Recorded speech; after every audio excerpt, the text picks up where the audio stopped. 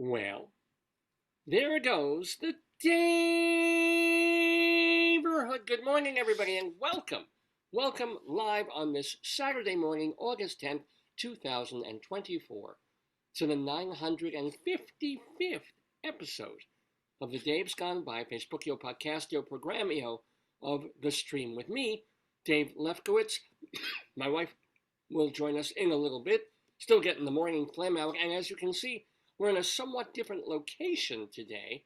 Not somewhat, we're entirely different because yesterday morning, 9:10 a.m., I'm at home, I'm ready to start work, I'm ready to start grading, ready to work on syllabi for the fall and all the stuff that I do when I'm not doing this magnificent program for you all.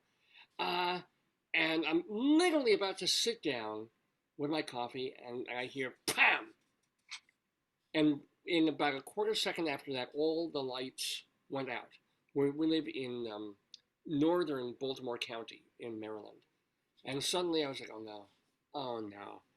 And wouldn't you know, we had one of our periodic blackouts on our block, on our street, in Baltimore. And I was like, oh, here we go.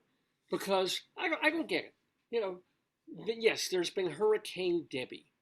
Right? We've heard about Hurricane Debbie for a week now. Came up, did damage below the USA, then came up through Florida, came up through the states, and blah, blah. And then, okay, somewhere,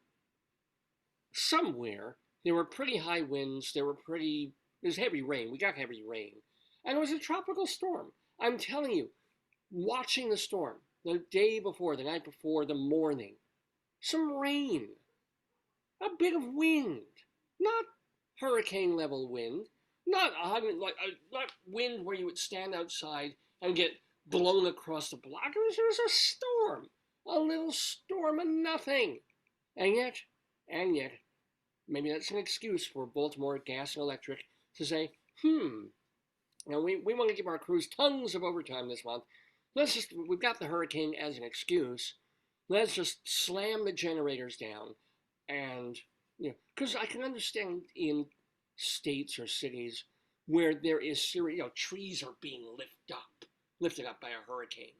And they go into the power lines and they bring the power lines down. There's sparks and there's flames and there's chickens, flying across the road, already barbecued. Okay, fine. At that point, you turn off the power goes out, and people have to wait and deal. But with us, it was just like, oh, it's raining, let me get to work. Bam. And then I'm like, getting up, and immediately I go on the phone. Actually, you gotta hear this. You gotta hear this. This is the greatest thing ever. So I go on the phone because you want to report an outage as soon as it happens, even though you always figure your neighbor's going to be reporting the outage. Let me call BGE because it's a beautiful thing. And you get, a machine, and it tells you, hey, thank you for reporting the outage. Would you like to receive notifications? And my notification is by email. And I'm like, well, considering that my computer isn't working because nothing is working because the power is out, sending notifications by email. I mean, technically I could get them on my phone, but it's not easy to do. Let's hear this. I just love this. Welcome to BGE. Para Espanol, Mark El Ocho.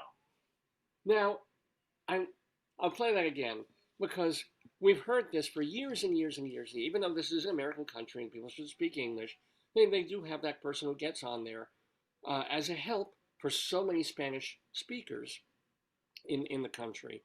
And it's like, para Espanol, marque el ocho, right? And it's nice, and so the people who want to do that can do that.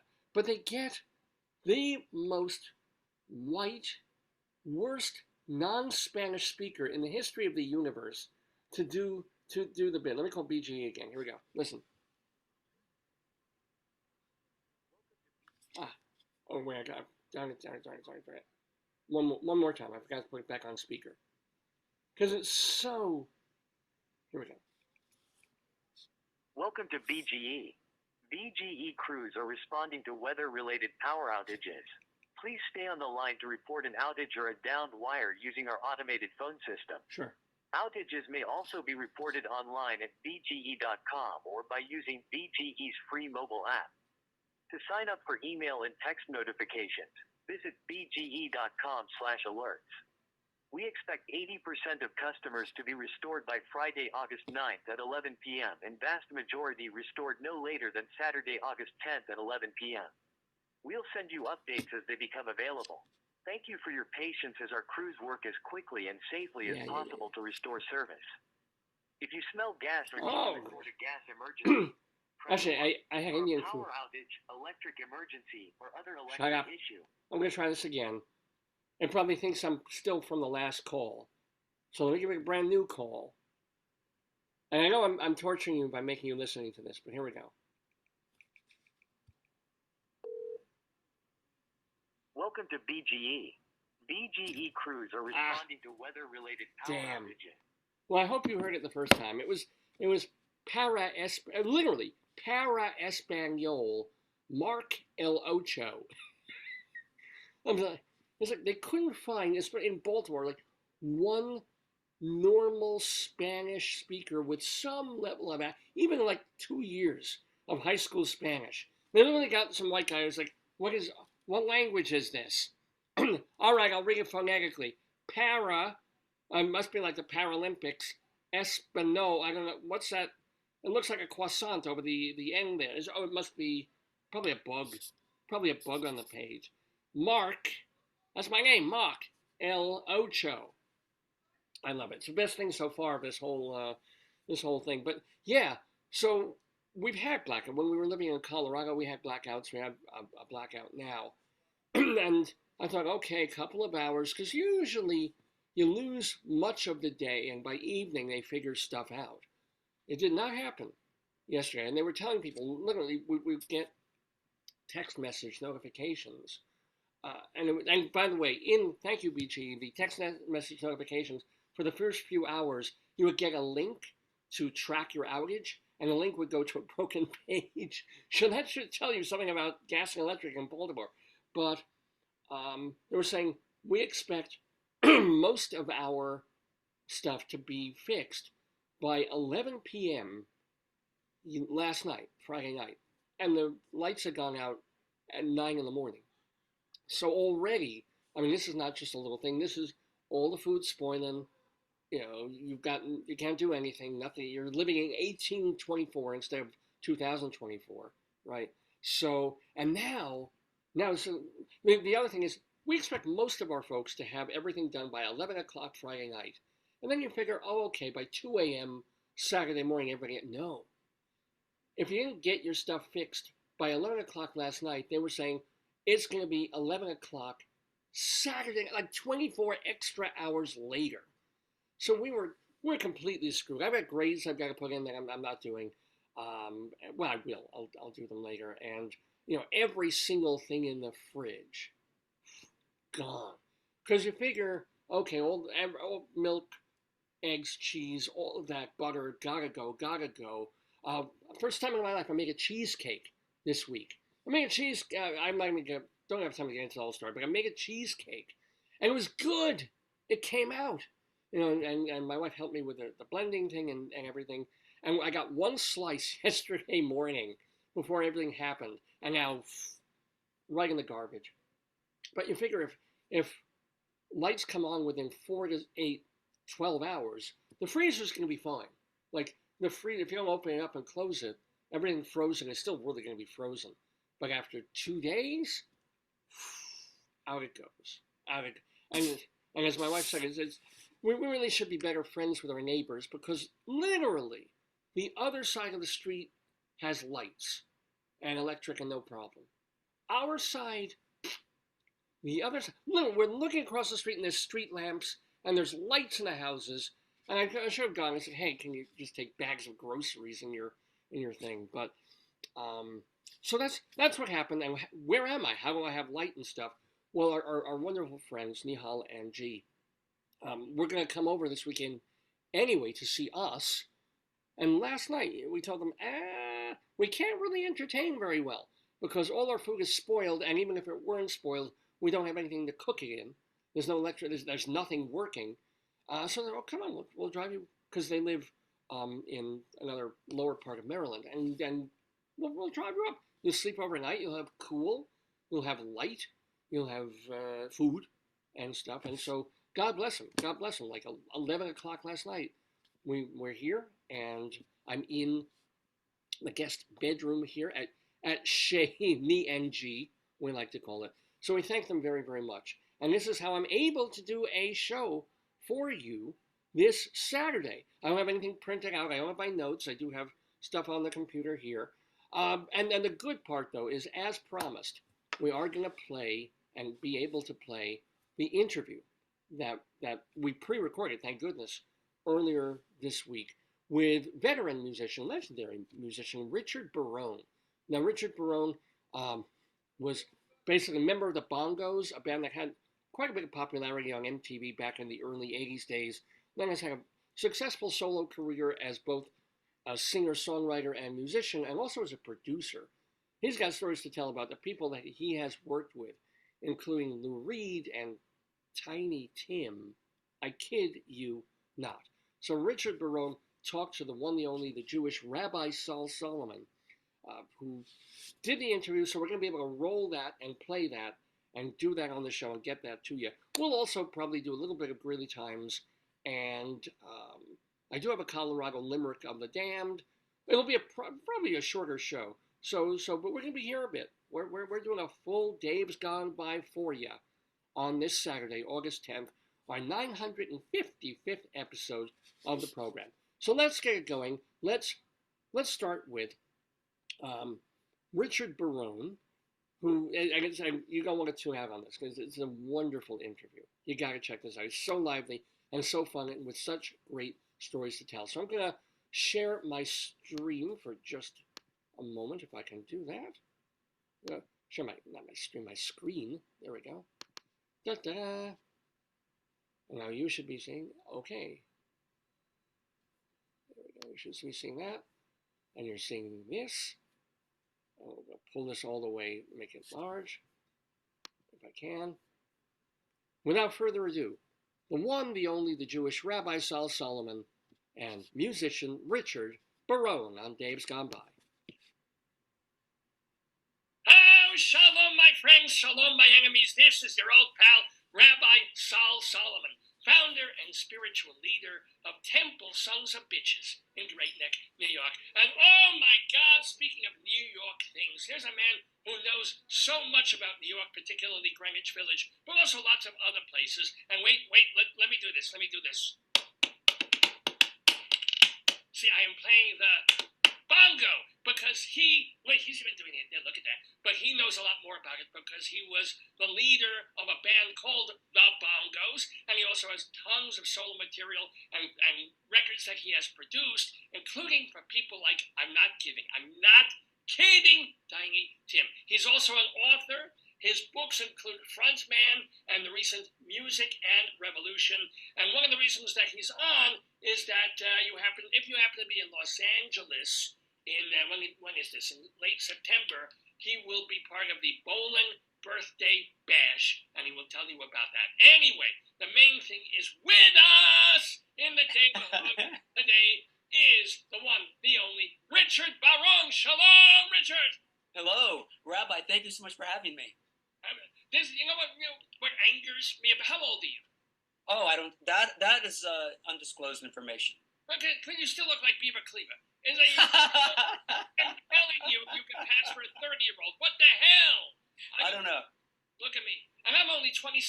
So this is a bothersome thing. Hey. Shalom to you, Richard. First of all, tell us you Shalom.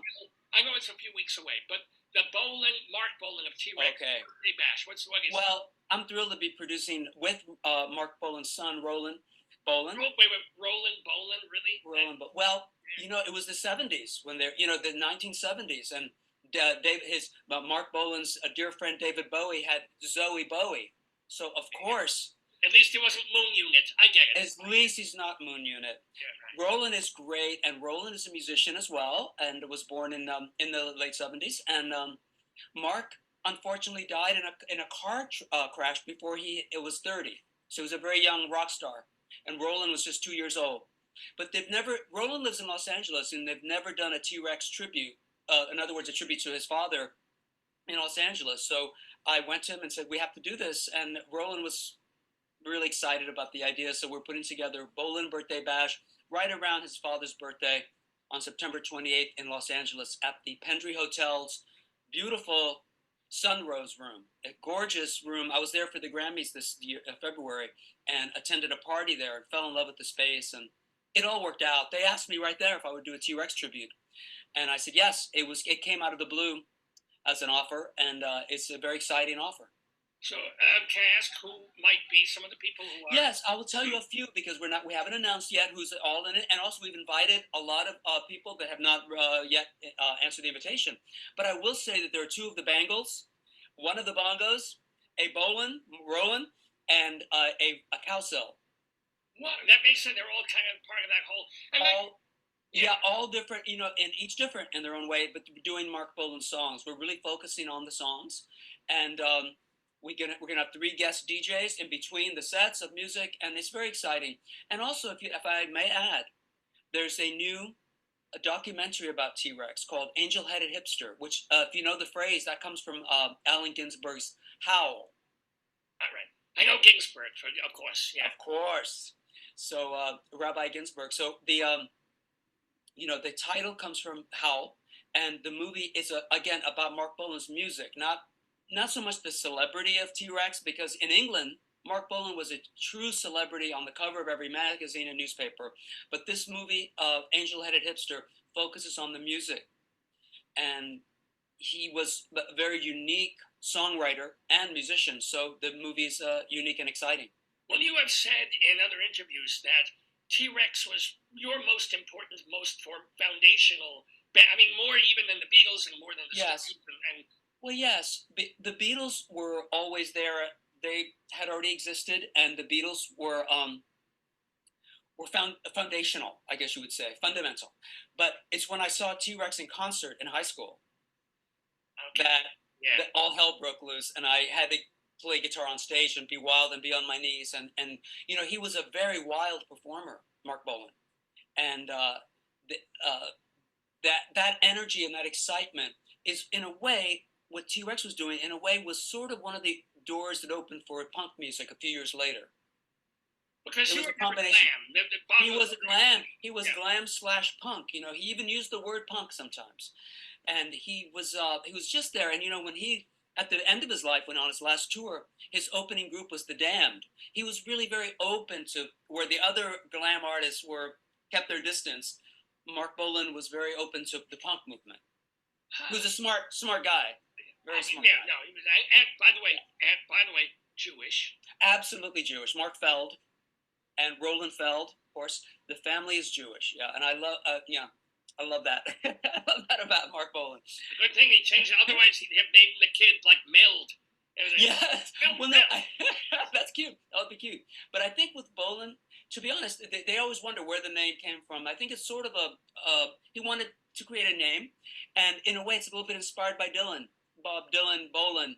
There was a little bit of that. He was a Dylan fan. Bob. Yeah. Lynn, got it. Yeah. Something about that. It was something. He was a very young artist. He was about 14 years old when he was signed to his first record deal, Mark Bolan, and he was doing very folky music then. And I think he did a Bob Dylan. He actually covered Bob Dylan songs. So some people say, yeah, maybe it came from that. He was looking at, when you make a name. Also, just one last thing about names. I think when you make a name for an artist, it's also you want to kind of conjure up something. I think he was trying to conjure up this folk singer persona that sounded a bit like Bob Dylan, maybe, but he was very close to his Jewish heritage, regardless. Are you? No, you're now. What? I'm half. I'm 50%. 50%. Oh, you were half. Yes. Now tell us about the back half of your family. No, they're all good. Do you still have? Are your parents? I assume have passed a while back. But my mom is with us, but that's why I'm not full, because my mom is not Jewish. Yeah. All right. So she's in spirit and in body, but she's not in religion. This is a big yeah. Do you have a family? Do you have a wife and kids and all those kinds of things? No. All right. Just kind of. So you live the life of a traveling, touring kind of. Yeah. I'm a troubadour. Well, is that what you kind of envisioned for yourself, or did you Yes. rock star? No. Well, I grew up in the music business when I was 7 years old. I was a radio DJ on Top 40 Radio in Tampa, Florida. Right. Yeah. I was exposed to a lot of artists and met a lot of the artists as they came through Florida. You know, that's how I got to meet and work with and produce Tiny Tim. You mentioned Tiny Tim earlier. 16. I was 16 by then, but that being on the radio at a young age, it got me contacts with the music industry, music promoters. It's been my entire life. So who is the most life-changing person that, whether it's a promoter or an actual celebrity artist, between like 7 and 14, 15, 16, that you were like, oh, was there one like galvanizing moment? Well, I think seeing Mark Bolan and T-Rex, I was 15 or so. I was 14 or 15. But that was a concert.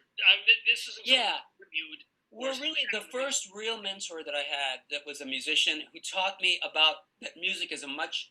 Let's bring the Beatles back into this. That pop music started before the Beatles, because for me as a kid, that's where it starts. Right. All right. But it was Tiny Tim who taught me about the 1920s and 30s. I recently just recorded a song and I thought of Tiny Tim when I did this, even though he never did this song that I know of, for WNYC Radio, which is New York's classical and that's the NYC radio. A musical radio, correct. They're having their centennial, and they asked me to pick a song from the 1920s. I picked a Cole Porter song. It's just been released through WNYC. I picked Let's Do It, Let's Fall in Love by Cole Porter. But I love the music of the 20s. It was Tiny Tim who taught me about it. When he did Tiptoe Through the Tulips, that was from 1929.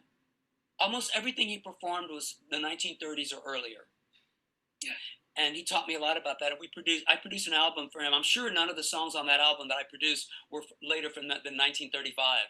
You know. I mean, later in life, like so many people, then he started doing a Led Zeppelin cover. I mean, Oh yeah.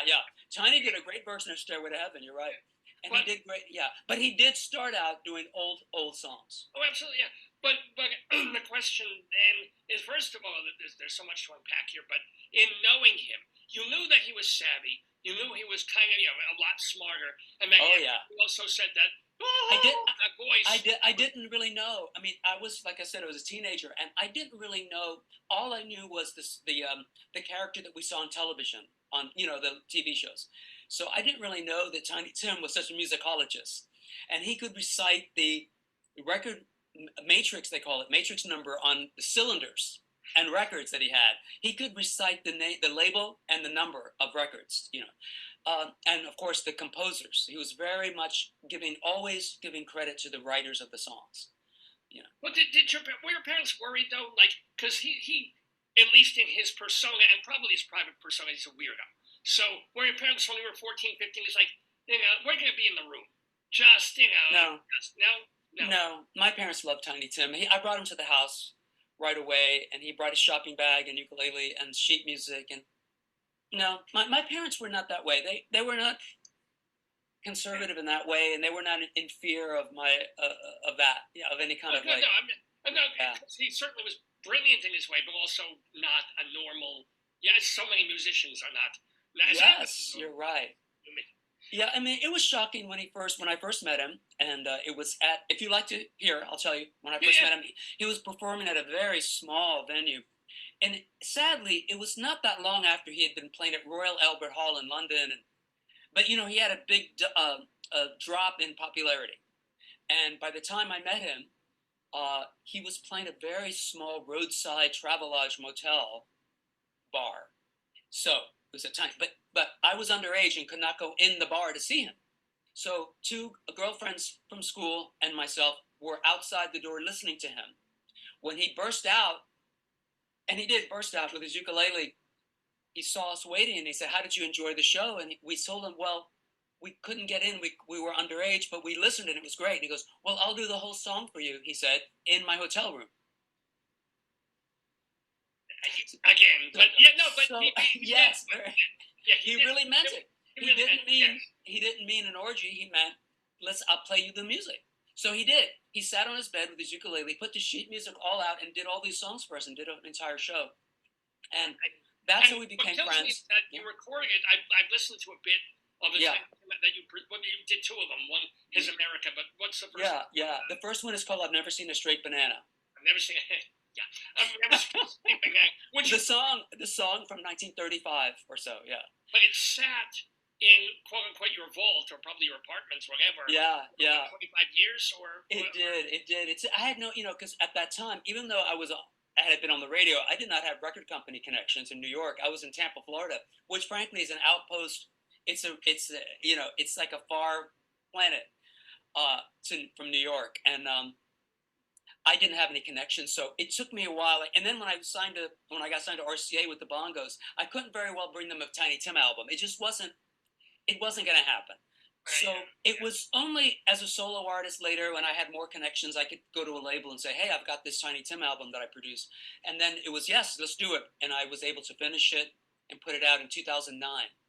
I remember Brave Combo brought out a record with him. And they did like a polka. They did like a polka album, right? Was that? Yeah. No, I think they did more than that. Or it was Brave Combo backing him. So yeah. It had that polka feeling. It was great. It was great. I love that too. Yeah. So, but I promised. I'm sorry to interrupt you, Rabbi. No, please. I promised Tiny Tim that I would somehow get that out one day. And when I moved to New York, I happened to bump into Tiny Tim then in a movie theater, and he was with his then wife, Miss. There were three wives. This was Miss Jan. No, I think he was with Miss Jan at that point. So with Miss Jan, he said, "Oh, Mr. Barone, you must release the music that we did. It was so special." I said, "Yes, I know." And at that point, I made it a mission to find a way to get it out eventually. But it was after he was long gone. Yeah. By the time it came out, he had passed. He died in 1996. So let me also ask you other people that you have produced. Yeah. I was talking about your own music and the Bongos and things like that. So what other memorable people?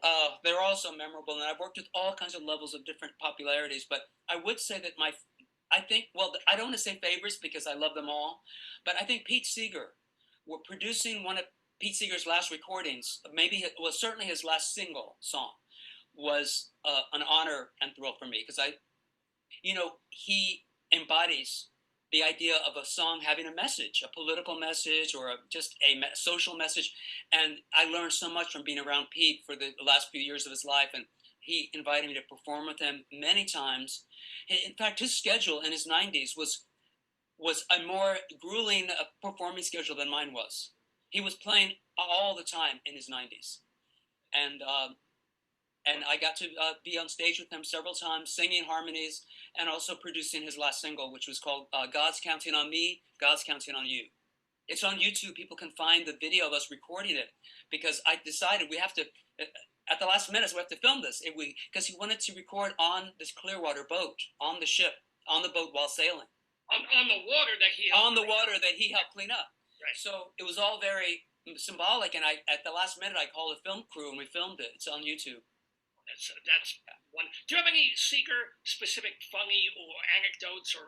Everything was funny. He was very funny. He was, the thing was showing him. Okay, since we're on is your platform on YouTube? Will we be broadcasting this on YouTube eventually? The live show is on Facebook, but the recording comes on YouTube.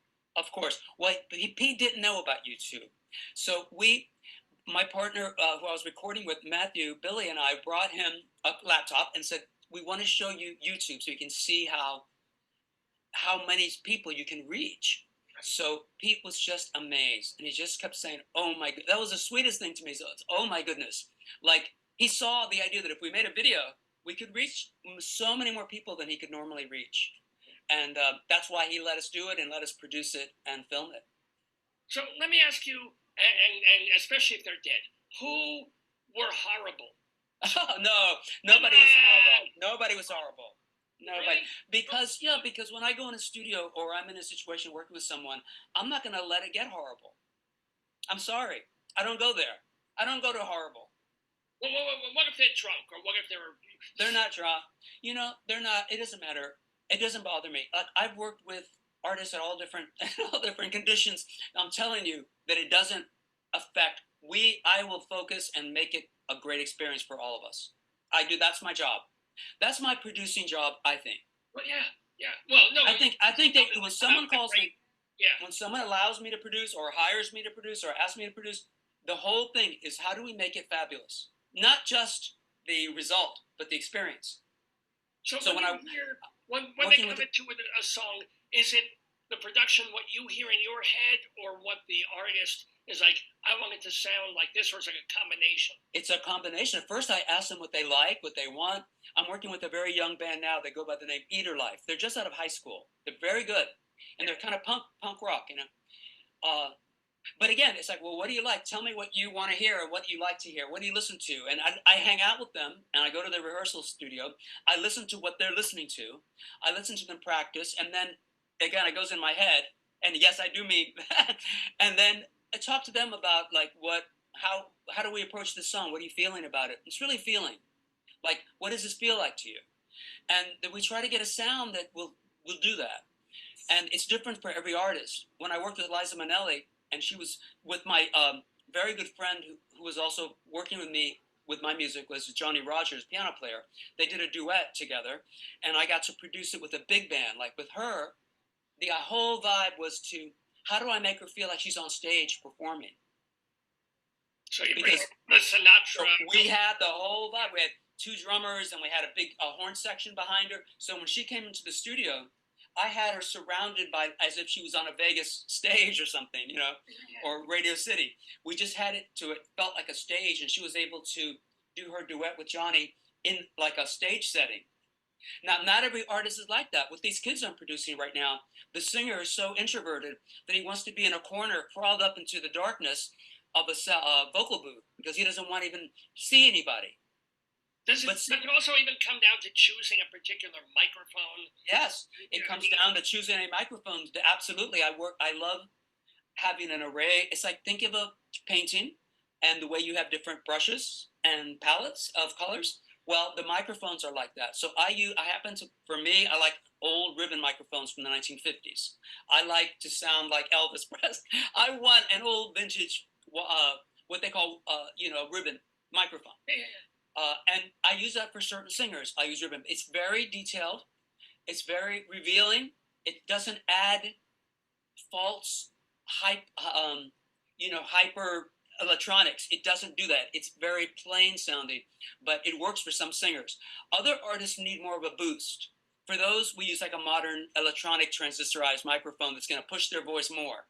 So yeah, it's different for every vocalist. When I do the Shabbos services and I'm singing, I actually use auto-tune live. Oh, do you really? No, you don't. Oh, you don't. Really? Yes, you could. You could be totally well, yeah, you could do it. Akon, is that you could be the next I could auto-tuned pop star. You really could easily be. I believe this. You've got the look. You've got the look. I have the face for radio. I do. You have the perfect face for radio, Rabbi. Thank you very, very much. By the way, we're talking with Richard Barone here. I want to also tell you or ask you, of course, more questions. Now, of course, I'm always going to want the dirt and tell me something naughty about it, and you're not going there. But tell me then something nice even about knowing and perhaps working with Lou Reed. Oh, Lou Reed was very nice. Lou Reed was one of the sweetest I've ever worked with. Yeah. For me. Now, he could be a hard ass, and he could be brutal to recording engineers, anyone he thought was a phony. He could be absolutely brutal. I witnessed it, but I've also heard the stories in the music industry about this. But to me, I met him when I was 18. I first came to New York, and I was in a guitar shop, trading in my beat up guitar because I took a train here, and on the train ride, the guitar got messed up. So I had to trade it in for a new one. Lou Reed happened to be in the shop. And I spoke with Mr. Reed, and he suggested a guitar that would be good for me, which was a Rickenbacker, which was unusual because he did not play a Rickenbacker. But after asking me what I liked, which I included the Beatles, which I know he wasn't really verbally or outwardly not a Beatles fan, but he did point to a 1965 Rickenbacker and said, I think that might be good for you. And I tried it, it was my guitar that I had for years with the bongos. That was my sound. Wasn't the Rickenbacker the Byrds guitar? Wasn't that? Yes. Roger McGuinn. That's right. John Lennon used to play that with the first Beatles. The first time we saw the Beatles on television, he's got a Rickenbacker, and has these pointy horns. The Byrds also, of course, being Beatles fans, you know that when, speaking of Greenwich Village, when Roger McGuinn, then named Jim McGuinn before he changed it to Roger, played in the Village, the sign outside the Gaslight said, Jim McGuinn Beatle impersonations. Was that, and was he? Yes, he did their songs. He was doing covers of the Beatles at that point. This is before he went to California to start the Byrds. But anyway, my point is that that's probably where he got the idea of the Rickenbacker. They were used by the Beatles a lot, in pictures. By the time they did A Hard Day's Night, like, I'm not sure then, had the Byrds even come out yet? Maybe not quite. But in that movie, George Harrison has a 12-string Rickenbacker. Now, let me ask you again, then, and I'm not a tech savvy, and I don't know any of this, but what is your guitar preference? Oh, that's so easy. I play since I met Les Paul, I only play Les Paul. Period. I have several Les Paul guitars. I have an old vintage special. It's called the Special, which is a very simple Les Paul that I use as my main. That's my baby. I have also his last model Les Paul, which was a digital Les Paul that he made just before he passed in 2000. So he made this around 2005, 2006. He was experimenting with digital.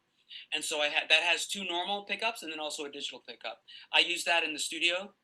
And on my new recording, I have a recording coming out in about 4 weeks, a duet with Daryl DMC McDaniels from Run DMC. It's a duet. Oh, yeah. And I use the digital Les Paul for that. By the way, what's the name of the song? The song's called All Fall Down, and it goes out to all dictators. Oh, well, Gahalabai. Unless Israel kills them first. That's right. So, but anyway, yeah, but that's so the Les Paul guitar is my go-to. It's been since the Rickenbackers. After a while, I love them. Nothing bad about Rickenbacker. They were great. I had 16 of them at one point. But I will say that sometimes I would have trouble on stage with them staying in tune because I'm a little on the aggressive side. It comes from my punk. It's a lot of hitting. So I found the Les Pauls stay in tune, and that as soon as I realized that solid mahogany guitar, that became my guitar. And for acoustic and electric? Or? No, for acoustic, I use also a Gibson. I use the John Lennon model, which is called the J160E, which is what the Beatles had, the big jumbo acoustics with two knobs, volume and treble, and volume and tone. And I love it. That's my favorite. It's acoustic. It's really an electric acoustic, but it sounds great. They came out with that in 1962, I believe, and it's always been my favorite model. Now, also, going back to the oldish days. Yeah. Let's go back to the days when you were in the band, the Bongos, and they were having some serious popularity on MTV. Oh, yeah. And you were opening for some pretty big, B-52s, I think you were. So, poised to be big. Yeah. How did you get through not quite being big? It's fascinating. It's a story. It's like the different paths you take. For one thing, when the Bongos started, we were excited just to put out a 7-inch vinyl record. Our goals were to have fun. The Bongos' mission was to have a great time and to have a great time with our audiences and make a record, which we did pretty quickly on. We were signed within 3 months of being together. We were signed to a British label and were brought over to England to perform at the Rainbow Theatre, which was a lot of things happened quickly for us that were kind of like goal achieving things. So everything else was icing on the cake for me and for us. We had a blast going on tour and performing for people and playing these songs. And I had fun writing the songs for the Bongos. But there came a time when it's like, okay, we probably, you're right. If we would have stuck it out a little longer, we could have done what a lot of friends of ours and associates and bands that would open for us would do. But we decided to kind of stop. And we were in the Bahamas recording. Chris Blackwell from Island Records had invited us to Compass Point Studios to record. And we kind of never finished the album. We kind of lost the desire to make that album. That would have been probably a big, like you're talking about. We just didn't do it. We didn't finish it. we came back. It did finally come out in 2012, like the Tiny Tim album. It was in my. I had the tapes, you know. Hey, unlike Taylor Swift, you own your masters. Smart. I do have the masters, yeah. So, you know, I had the tapes. And I thought, okay, well, why don't we finish that and put it out? We had a label offer us to put it out that knew about it, and it was really fun. But it was, of course, years later. We just got to the point where it wasn't fun, and so we wanted to do our own things. I started doing solo shows. I really got into the Greenwich Village scene here. I wanted to play. I wanted to feel what it was like to play again to small in the audiences. 80s, 90s, though. This was or 90s. Yeah, the end of the 80s. Yeah. Was that the new folk revival? Was that when Tracy Chapman? Yes. Yeah, but I was just at that time, but maybe right before Tracy Chapman. Right, yeah, around the time of Tracy Chapman. You're absolutely right. But I knew Suzanne Vega, and there was a new scene, you know, happening, and I thought, wow, I want to do acoustic music. You know, after a while, the machinery of the bongos. I know it sounds silly because we were not like Led Zeppelin, but there was a machinery. There was so much production and tour buses and, you know, equipment and all these things that were just like part of the package that made it a lot to even think about, to deal with. But I thought, what if I just go with my acoustic guitar and did a show, maybe with a cello player? And we started doing shows with just like very, very basic. And I made an album at one of those shows. It was called Cool Blue Halo. And it came out in 87. Thank you. And it was very natural for me. And the bongos were still officially together at that point. But when I made the album, it did well. And it got on a lot of radio stations. And we did there was a couple songs, like I did the David Bowie song, The Man Who Sold the World, and also a Beatles song, Cry Baby Cry. Those started getting radio play. And I toured for 3 years on that album around the world. So the bongos the touring of that album was, you know, you bring your guitar on the plane, you find somebody who plays cello in the neighborhood. Yeah. And there it is, yeah. Kind of. I did bring my own eventually, but we kept it simple and really basic. And we did, yeah, you're right. It was not a lot of amplifiers and lights. It was very simple and fun. And we toured with, our first big tour with that was with Suzanne Vega, like I just mentioned. We did a double bill in theaters. So it was this beautiful, like a lot of space, and we had a very simple setup. It was a thrill for me. And then I kept rolling with that. I got then an offer to sign with Universal Music and did an album called Primal Dream. Again, a solo record. So the bongos all were doing their own things at that point. Right. You know, you still sometimes, you know, you would get. Oh yeah, with rare. It was more rare then, but now we do.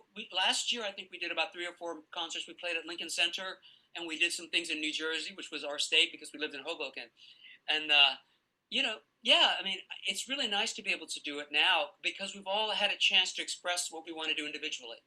Now let me ask you, you are certainly not an old person. This is very, very obvious. But are you like one of the people who's been on this show and is a friend of the Daverhood is Gary Lucas? Oh, Gary, I toured a lot with Gary Lucas. You know that. Yeah, well, yeah. Well, so I'm asking, but he's always playing here. Suddenly he's in Budapest, then he's in Bucharest, then he's and then the next day he's down in the village playing.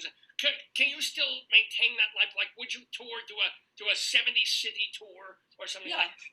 I would, if it was the right situation, yeah. But I wouldn't do it. I was with the bongos. We were doing 300 shows in a row. That was literally killing me. That I don't want to tour in that way. But I would tour what you're talking about. Certainly, I mean, 70 shows is nothing. I would do that in a minute. Well, 70 cities, right? Yeah, you were going 70 cities. I would do that in a minute. Yeah. Well, you don't take when you're on the road. You don't take too many days off because it's too expensive. So you usually, you know, you have to keep rolling. You have to keep moving. The B-52s never took days off when we toured with them. Never. There was maybe one day off, but really rarely. So yeah, I would do it. It just depends on the band, what kind of show I would have. Again, I'm very conceptual. Like if it's a theme and a show that I'm excited about, I would do anything for it. You would do it 5 times a day. I can feel that. Yeah. Anything. And if it's something I really want to do, I will do it. Yeah. Now, here's totally unrelated to music, but how did you get so involved in anthology film archives down with like Jonas Mekas and those people? Okay, that's easy because Jonas, I loved Jonas. He was one of my big mentors. Jonas came to me because of Tiny Tim. Did you know that? He was not only a big fan of Tiny Tim, but Jonas considered himself Tiny's first agent. Because Tiny, I was almost at Tony, but Tiny Tim was in the underground part of New York, the scene that involved Andy Warhol and like what was called the Living Theater.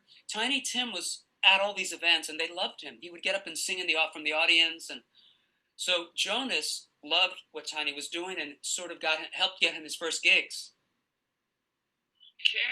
Okay, so it's all connecting. It's all connecting. So when the Tiny Tim album that I did came out in 2009 or so, I performed a tribute to Tiny Tim at the Public Theater.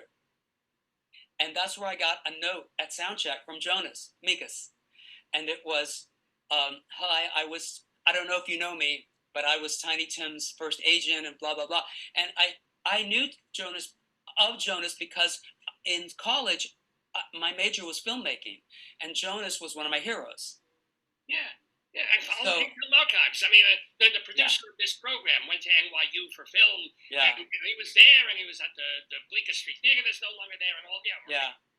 Yeah. So I said, well, Jonas, I do know exactly who you are, and please, can we meet? So we met. We became very good friends, and I started producing events, fundraisers for the Anthology Film Archives. I produced 3 major fundraisers for them. Like what? And we did. They were at different venues. We did one was called the Hero Ballroom. It's no longer there. It was in the early 2010s, and then we did City Winery. We did other events where I had Lou Reed was part of it. I had Lou Reed on board because Lou was a big supporter of Jonas. Lou told me he would do anything for Jonas. It's fine. That's the thing. When Lou thinks you're okay and cool, yeah, he's the best. It's just any sense that you're not. You're the lowest of the low, yeah.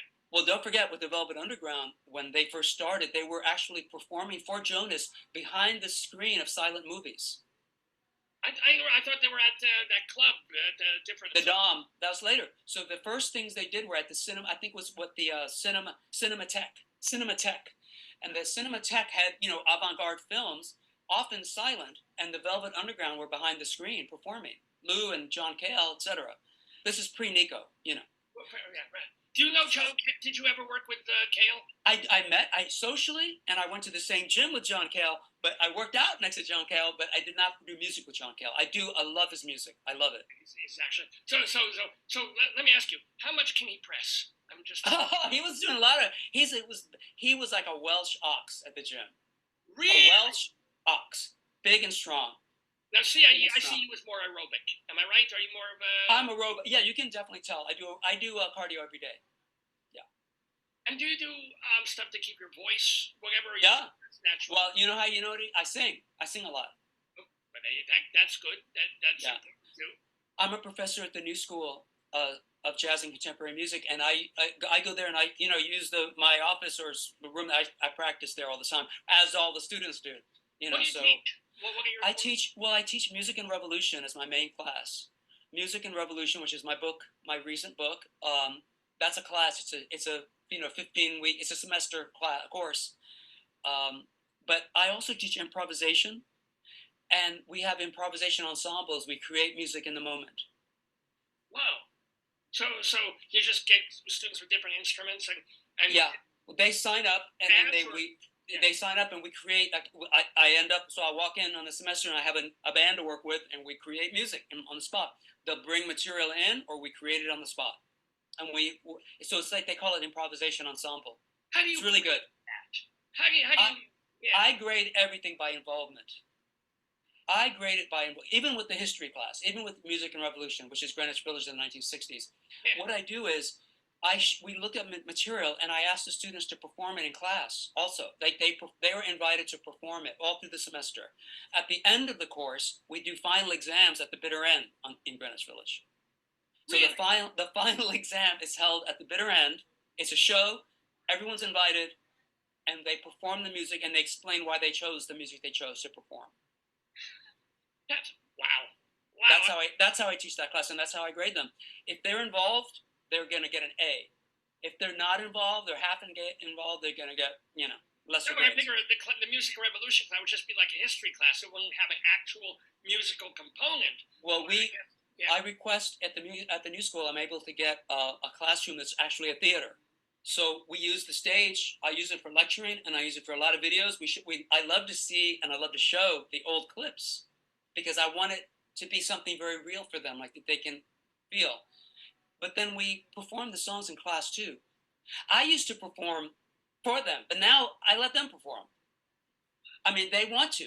So I say, hey, does anybody want to do that song, whatever, and then by the next week, they probably sight read the chords, so even if they don't they know. can sight read whatever have to do. Every musician is different. I tend, personally, my charts are very, very simple. I just scroll out a few lines, and that's my chart.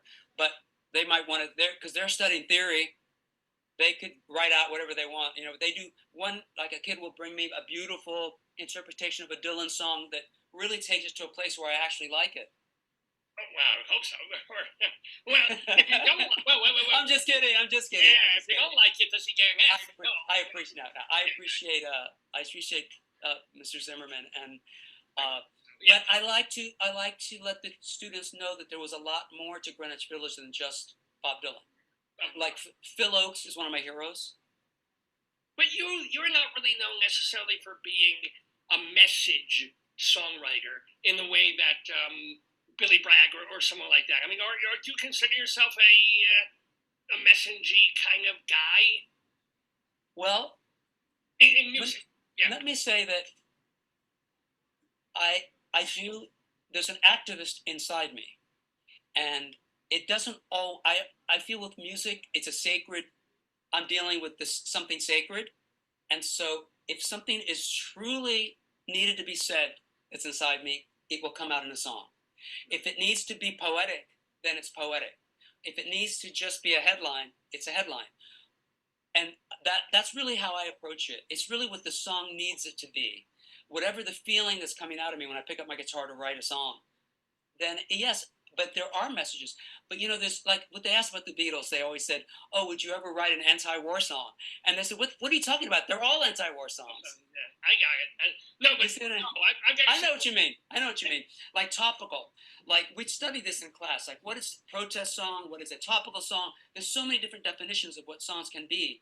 And you're right. I have not written that many topical songs, but I might say to you that the record that's coming out next of mine is a topical song.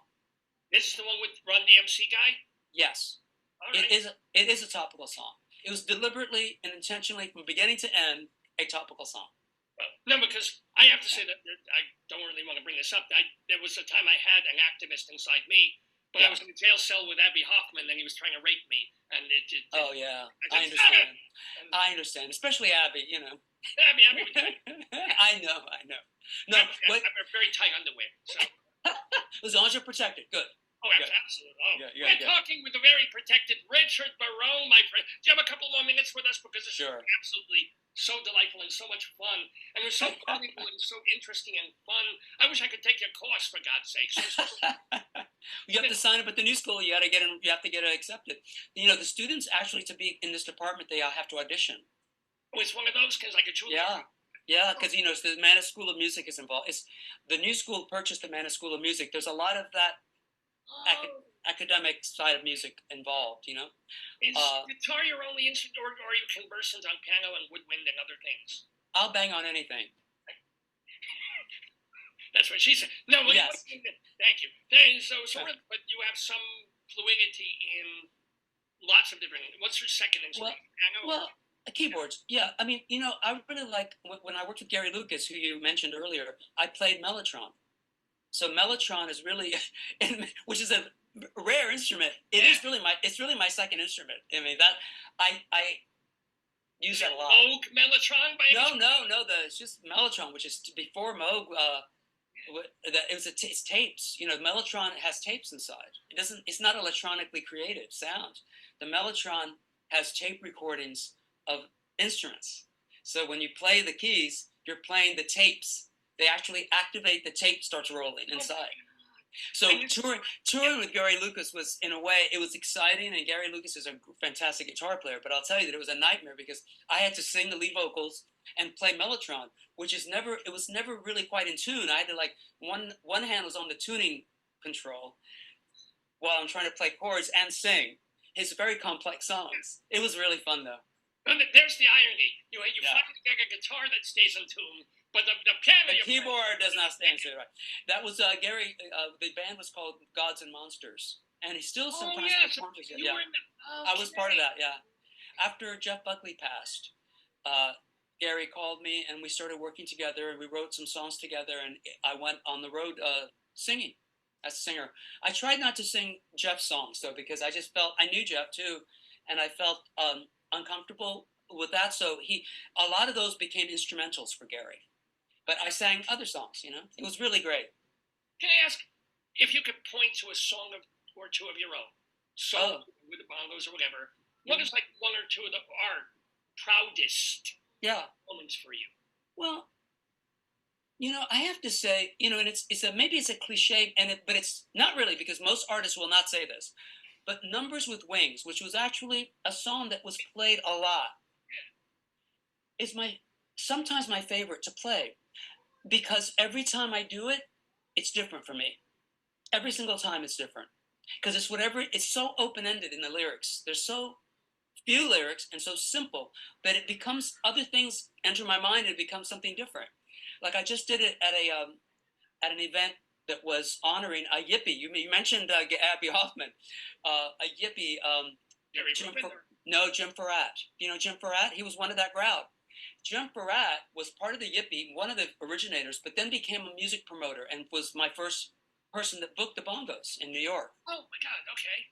He was still a radical. He was a radical, and he was involved with the Stonewall incident. Because he wasn't one of the Chicago 7. That's why I was. No, but he was there. He was there. Oh my, okay, yeah. But he's good friends with all those guys. And the thing was, they were doing like an honoring thing at La Mama experimental theater company, and they asked me to perform. And I chose Numbers with Wings because I got up there, and it's like I can just play it a million different ways. I could get as loud as I want, or it could be as quiet as I want. That song works. It just works for me. So I'm really proud of writing that song. I don't know how to explain it. It's not really pride, but it's like it's like I wrote a useful song for myself to do, You wrote an evergreen. You wrote, For me, it's an evergreen because I tell you, it changes meanings. I mean, it's got, I don't know how it came. It just appeared in my head, And since then, every time I do it, it's a little bit different. Can I ask you, you're still writing songs, of course. Of course. I just signed a new deal with the Sony this week. By the way, hello, person who's getting food. Oh, that's Abraham. Shalom, Abraham. Abraham's my partner. Oh, Mazel Miklik. Oh, you could have answered when I asked about the wife and the kids. This is your... Yes. Hello, so how long have you been together? Oh, several years, yeah. Mazel Miklik, is he in the music or not at all, or what does he do? He loves music. All right, He loves music. You're keeping a private life. No, he loves music. That's it. Really true. He loves music, and I learn by listening to what he chooses to listen to. I hear about new artists. So who are the artists that he's been listening to that you've been listening to? He listens to a lot of psychedelic. He listens to artists from every era. Sometimes they're new, and sometimes they're classic rock. Right. Really, it's a huge range. It's too many to mention. But we've gone. Sometimes if they're passing through town, we go see some of these obscure Australian psychedelic bands, and I love that. My own music is not as psychedelic as this, as this stuff, but I enjoy letting that influence me. So I love being open to influences. It's like I'm always open to going in all different ways. Well, in this, I'm sorry I interrupted you in terms of this. No. So when you're still writing a song, is it just you're anywhere and inspiration will hit and you grab? Car or a phone, iPhone, yeah. Sometimes it'll be I'm leaving the gym and all of a sudden a melody, just some interesting melody idea. I'm very, like I said, conceptual. Like sometimes it's like an idea of how a melody could work, and that gets in my head, and like the idea of say octaves, the idea of what the shape of a melody looks like. Like think of like Somewhere Over the Rainbow. Like that octave jump of somewhere, that's an octave. Yeah. Right? Yeah. It's like, I think of shapes of melodies, and sometimes it'll hit me like, what if I did this? And, a different, because, and in 2024, we've heard a lot of melodies, and there's been a lot of long years of music. So it's like, how do you do something new? So with me, I think of it almost as a geometrical design. Like, what shape could this melody have? Like, I try to think of unique shapes of melodies, So and when you so I'll sing, sing it. I sing it into my phone when I do that. Yeah, yeah, wow, wow, yeah. yeah, I'm trying to even visualize a page yeah, of music on it. Maybe sometimes. yeah, yeah. Just like that. Just like you're doing with your hand. Yeah. Yeah. Huh. Well, speaking of also people who know music and would recognize that kind of feeling of it, Hmm. you worked a bit with producer Tony Visconti. I worked. I do. Tony Visconti is like a brother to me. Yeah. Like, I really admire his work. I grew up listening to, yeah, as you know, T-Rex records and David Bowie and glam rock, and his name was on half of them at least, yeah, if yeah, not yeah. more. And I wanted to work with him when I was a kid. When I was 13, 14, I would see his name. Plus it sounded kind of Italian, and my name Barone is actually a Jewish name, Yes. but it is Italian Jewish. It's Sephardic Jewish. So I'm Italian, so seeing a Visconti and a Barone. It's like it's just I thought, well, maybe you don't have to be British to be a rock star. It was a good it was a good thing as a kid, to see his name. But then I got to meet him in New York. He lived in England during all those years, but then moved back to New York. He was from Brooklyn, and we met and started writing songs together. And when we wrote, because he's a producer, we would start recording and arranging as we wrote the song, which is different than I had done before. Because usually I wrote the song, it was like a raw outline. And then with the producer or whoever, then we'd flesh it out. But with Tony, we would write and then right then create what it's going to sound like. Huh. And what was cool was that we had access to the then new Apple product called Logic, which was a new software. It came from a German company. Apple bought it, and they were just getting ready to launch it. And I knew someone at Apple, and they said, "Would you and Tony try this software out?" So we were able to have a new software to work with called Logic, and then we were also on the phone with Apple support all the time. I tried to get it, but it was a very good experience for both of us because we were able to write the songs and instantly start making a record out of it. Oh my God, that's. Hey, it reminds me. I'm sorry. I apologize. I'm gonna use the D word. Dylan, What? when he was Oh, doing. he's okay. No, he's okay. He's an icon. He's beyond love or hate. He's Dylan. Yeah. No, I'm saying he would, Yeah. Obviously, as you know, the Blonde on Blonde record. Yeah, with great he went album. to the studio, guys. I'm just Yeah. gonna go in the other room, write some lyrics, and I'm just here's how it goes. Bowie, I think was like that. I got to sing backup because of Tony on 2 Bowie songs. Now, I would always ask Tony, well, how was it working with him? And similarly, I think when they were doing Heroes, the Heroes album, for instance, which I really like, I think David Bowie would go off into a corner and work on his lyrics, but it was really part of the creative process. That's why I was thrilled to work with Tony in this way, where we're recording as we're creating, instead of having it all done. I used to make intricate demos and then have to go at home and then have to go into the studio and try to recreate it. It was just such working backwards. This way was all one process. As they say, organic almost. Organic, yeah. So do you have a organic. Bowie story? Since you sang with for him and with, do you have any Bowie stories? No, except he was a super nice guy and so professional that it was unbelievable. I mean, I don't mean a nasty bad. No, I don't think there would be for me. There would certainly not be a bad story, but it would be only an inspiration. The inspiration of seeing him with that voice, with his famous voice, going out into the room to sing a song in one take and not looking back. Because as a singer, for me, I'm always looking back. I'm like, how could I fix that? How could I better redo that? Or I think I should sing that ending again or something. It was a performance that he did and he sang it and that was it. Do you see what I mean? That's not normal. That most artists, even Barbra Streisand, who's considered a great vocalist, she will meticulously. The stories go from the industry, from what I've heard. I mean, she meticulously every syllable, every consonant, every vowel. It's all she has to just do it till it's absolutely perfect. And this was just doing it like a free form performance. What was Liza like? Was she in the middle? Was Liza between? Liza was in the middle because Liza would. We didn't do it just in one take. No, we did a few takes. But again, like a performance, but not as the idea of the one take thing. She wasn't really that. She didn't care. I don't think she was so adamant that it be one take. She was wanting to get it to sound great. So she would come in. She's like me. She would come into the room and listen back to the recording and say, "Oh, I hear that. Okay, I see what I can do differently." That's a different approach. You know, I was talking to someone on the phone yesterday, a famous musician, and he said, and I described that scene with Bowie to him, and he was going, "Yeah, that's an artist because you just paint. It's like you just, boom, that's my art." That's Now, one way to do you it. can't tell me, name drop, who's this famous musician that you're... I don't want to say yet. No, no, no. But how do you No. not... Here's a question, because we can see from your personality that you probably get along with pretty much everybody in the universe.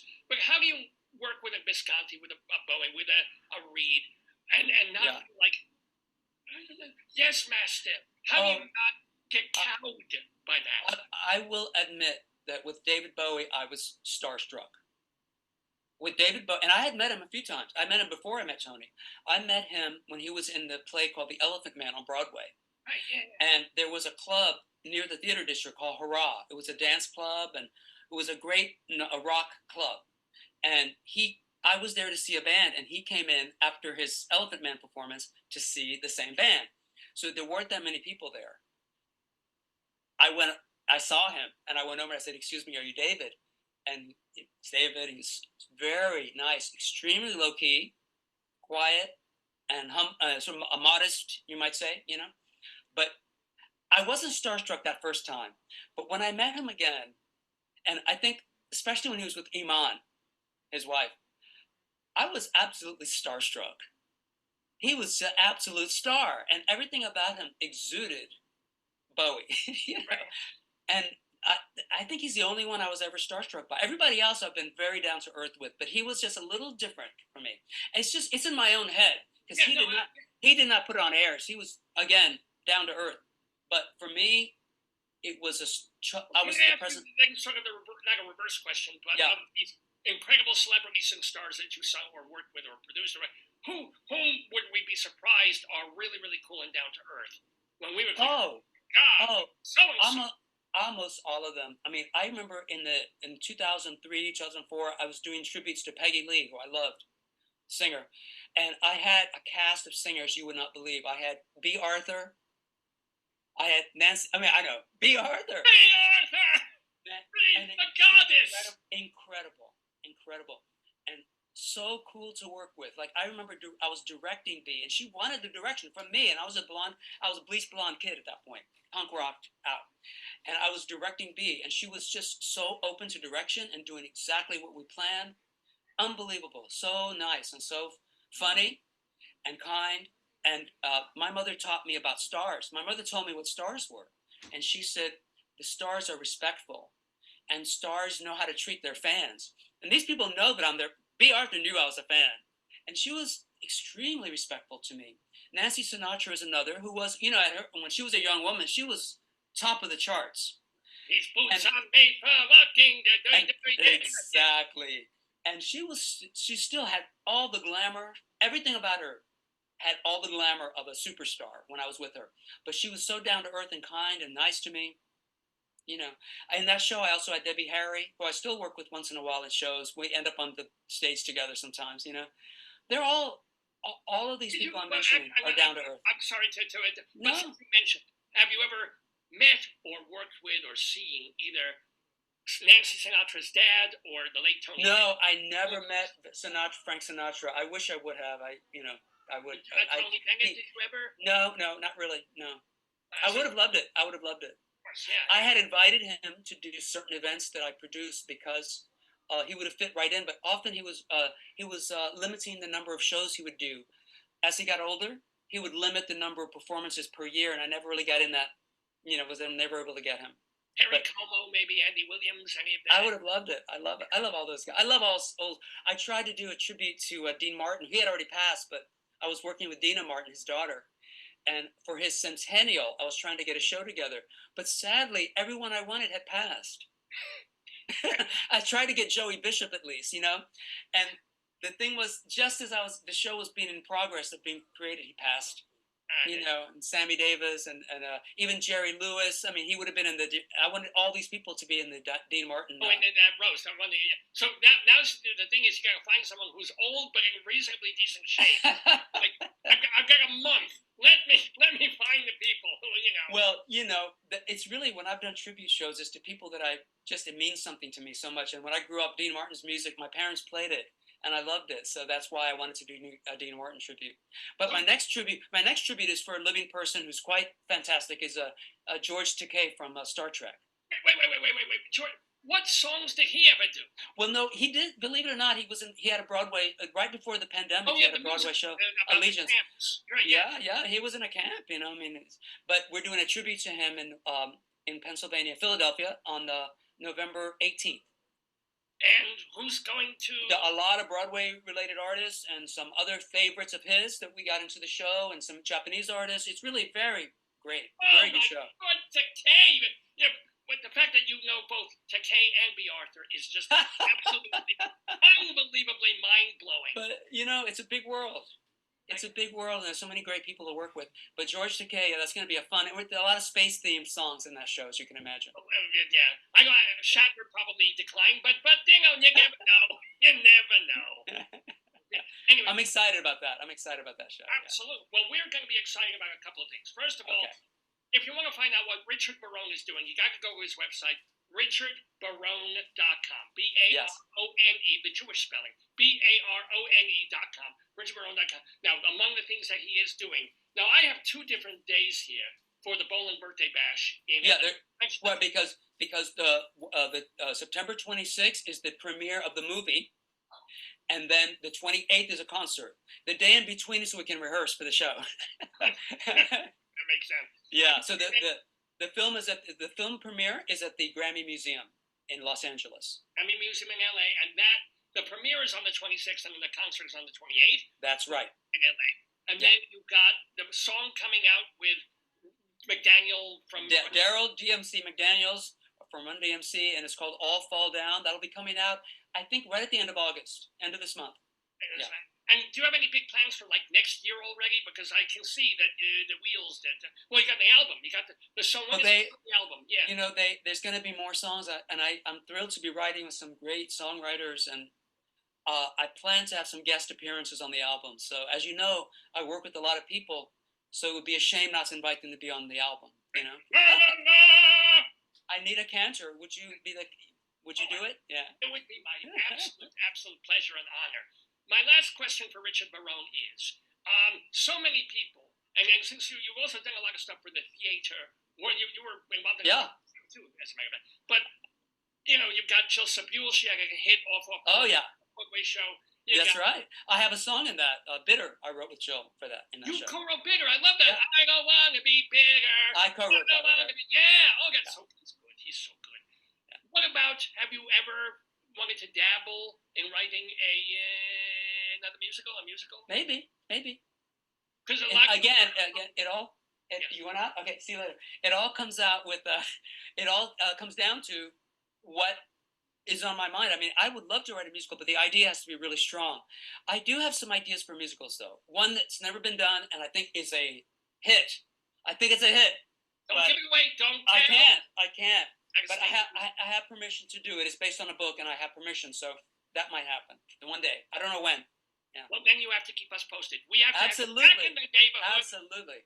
It has been so much for the positive energy, and then just the wonderful stories, and just so wonderful talking to Richard Barone. RichardBarone.com is his website, and all I can do is wish you mazel miklik, much more music, much more energy, much more love of what you are doing and continuing to do, and much more teaching too. So thank you, Rabbi. An honor and shalom. Okay, shalom.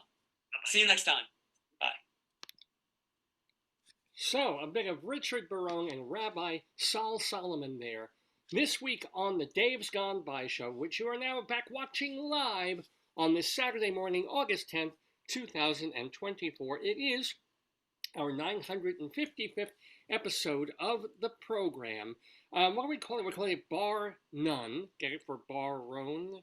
A little extra N in there for Barone, Bar None.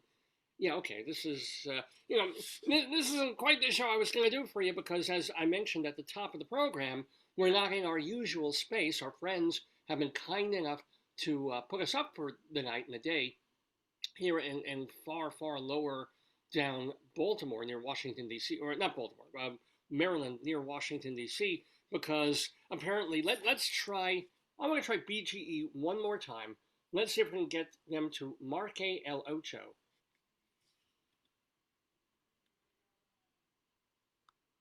Come on. Give them a buzz. Here we go. Welcome to BGE. BGE crews are responding to weather-related power outages. Please stay on the line to report an outage or a downed wire using our automated phone system. Outages may also be reported online at bge.com If we could or get by using online. BGE's free mobile app. To sign up for email and text notifications, visit bge.com/alerts.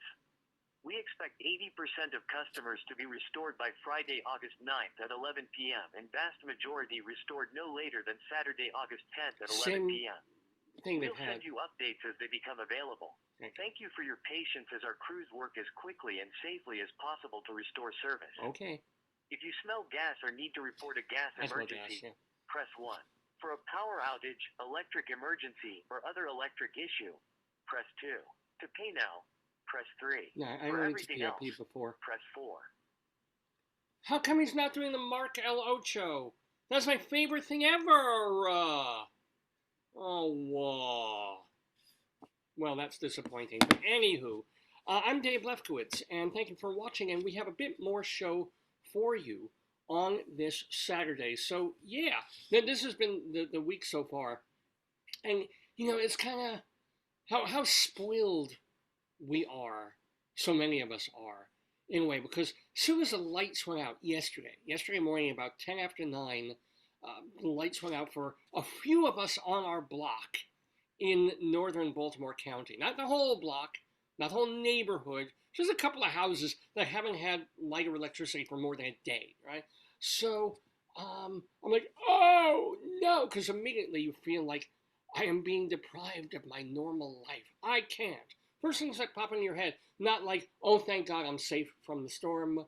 Oh, thank God I have family, friends who love me. It's like, I can't check my email. I can't, watch TV. I can't access the internet or see, It's weird how all the negatives are the first things that flow into your head. And then you start realizing all the things you can do. And I was like, wait a minute, I can get in the car and check and just go a mile, right? And see if there's restaurants open or things to do. So I did. I literally jumped in the car after about an hour of just doing some stuff at home and checking some things. Jumped in the car, went to my local Indian restaurant, went in there, and the first thing, negative. I was like, oh, do you have your Indian lunch buffet? Because they used to have it every day of the week. And I was like, no, we stopped that. I'm like, great, thank you very much. But I sat there, had a very, very yummy lunch. There's a place called Royal Kitchen, if you want to know, in northern Maryland. And it was yummy. It was a lunch special. Really, they could have even left out the entree, which is actually very good. But they could have just served naan. They could have just served that buttery Indian bread.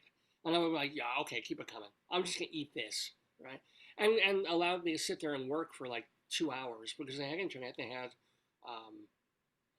electricity, and I was even able to plug in everything and charge my phone. And so immediately, all these things I was so terrified about at 9:11 a.m. There's an interesting number. Let's say 9:12 a.m. I can't do this. I can't do that. I drove a mile, and suddenly I could do all these things. I could sit in my air-conditioned car, very comfortably.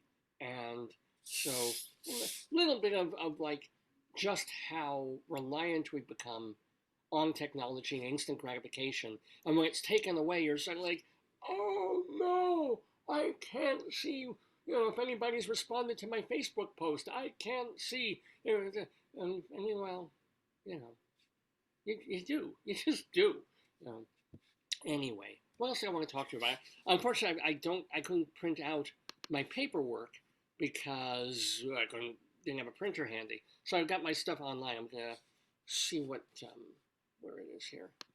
Just what I've written down to talk about for this week, if anything.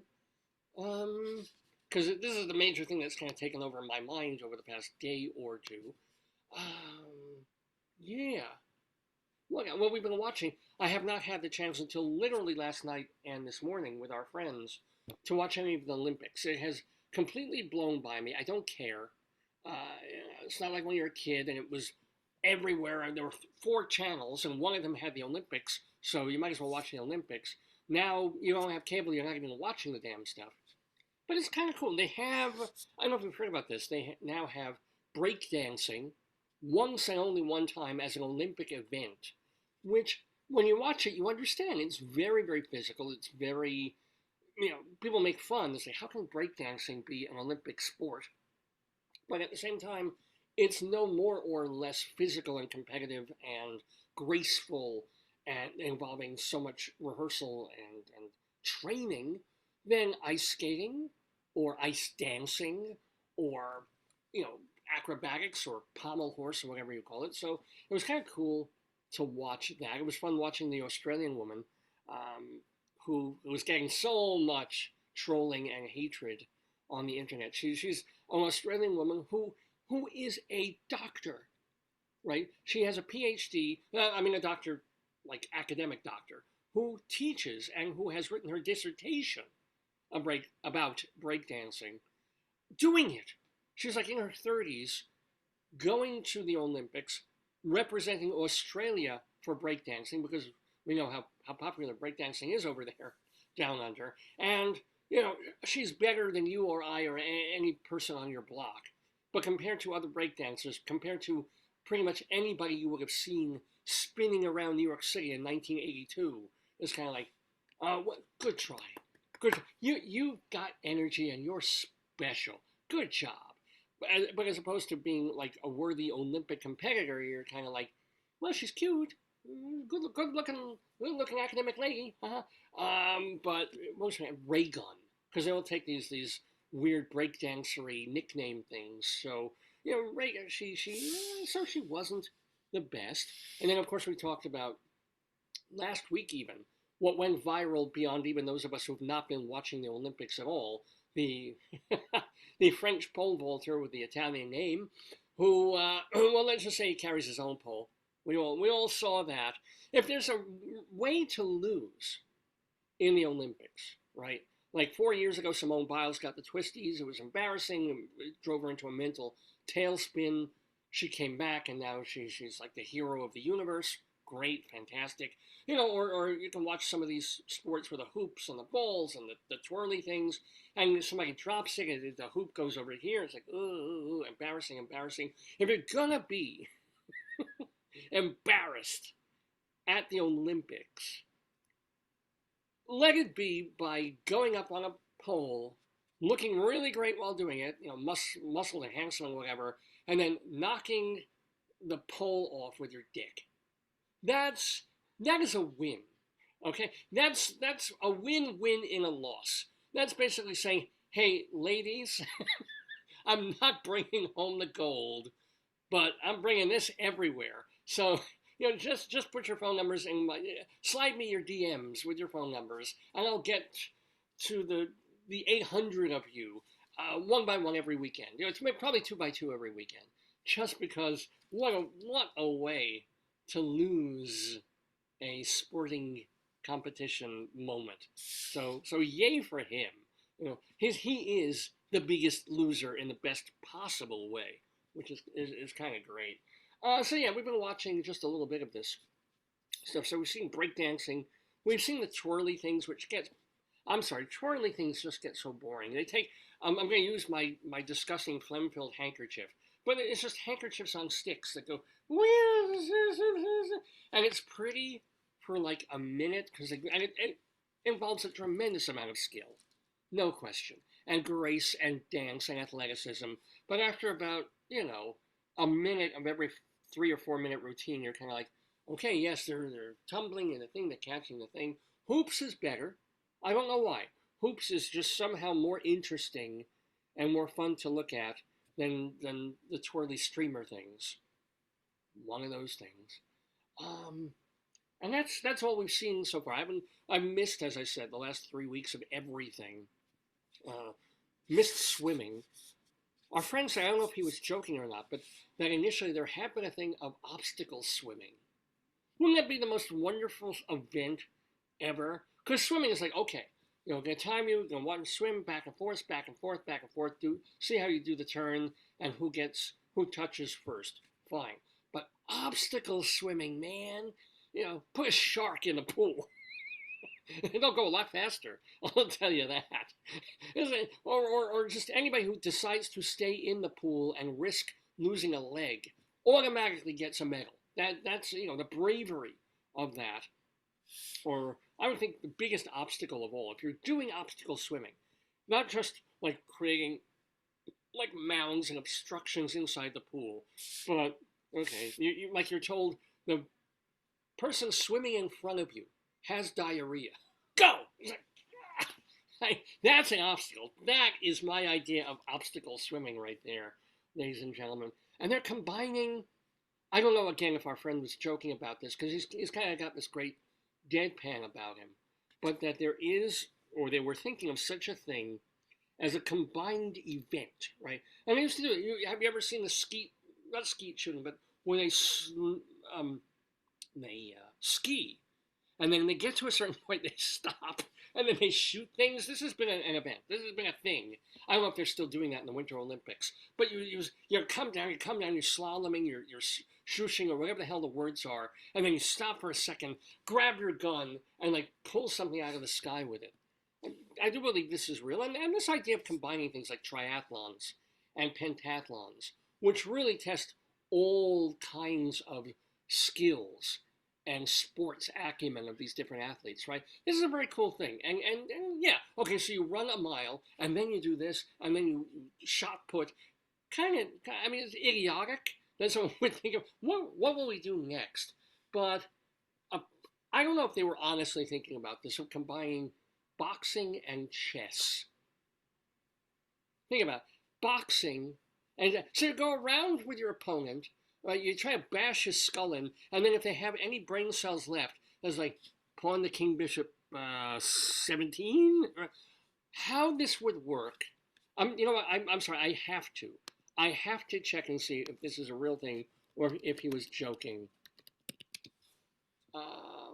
Because it would be quite magnificent if this were an actual kind of no. All right. According to Wikipedia, which you can always trust, chess boxing is a hybrid sport. It combines two traditional disciplines, chess and boxing. Alternate rounds of blitz chess and boxing until one wins by checkmate or knockout. I'm not making this up. Please tell me this is going to be the governing bodies of chess boxing are the World Chess Boxing Association and the World Chess Boxing Organization. Excuse me. It was invented by a comic book artist, French, no kidding, Enki Bilal, adapted by a Dutch performance artist, Lip Rubing, as an art performance, and it has become a competitive sport. I'm just gonna see if Olympic comes up here at all. In 2016, then FIDE President Kirsan Ilyumzhinov publicly announced to Top Sport his desire to include chess boxing in the Olympic game. Hasn't happened yet. And then they're still apparently talking about its inclusion in Olympic Games. That would be, so for those mourning the fact that breakdancing will not be in the Los Angeles Olympics, it may never reappear again, even though I think there's legit reasons to include it. Chess boxing someday may be part of the Olympics. I mean, that's just, I think, why not go further? I think, why not, combine all these different things? Like, you run half a mile, sprint half a mile, then cornhole, but it has to be like special cornhole for the Olympics. It can't be just like 5 feet. You've got to have the person throwing the beanbag like 20 feet away, like a baseball pitcher or something, like going for the same size hole with the beanbag, but it's also obstacle cornhole.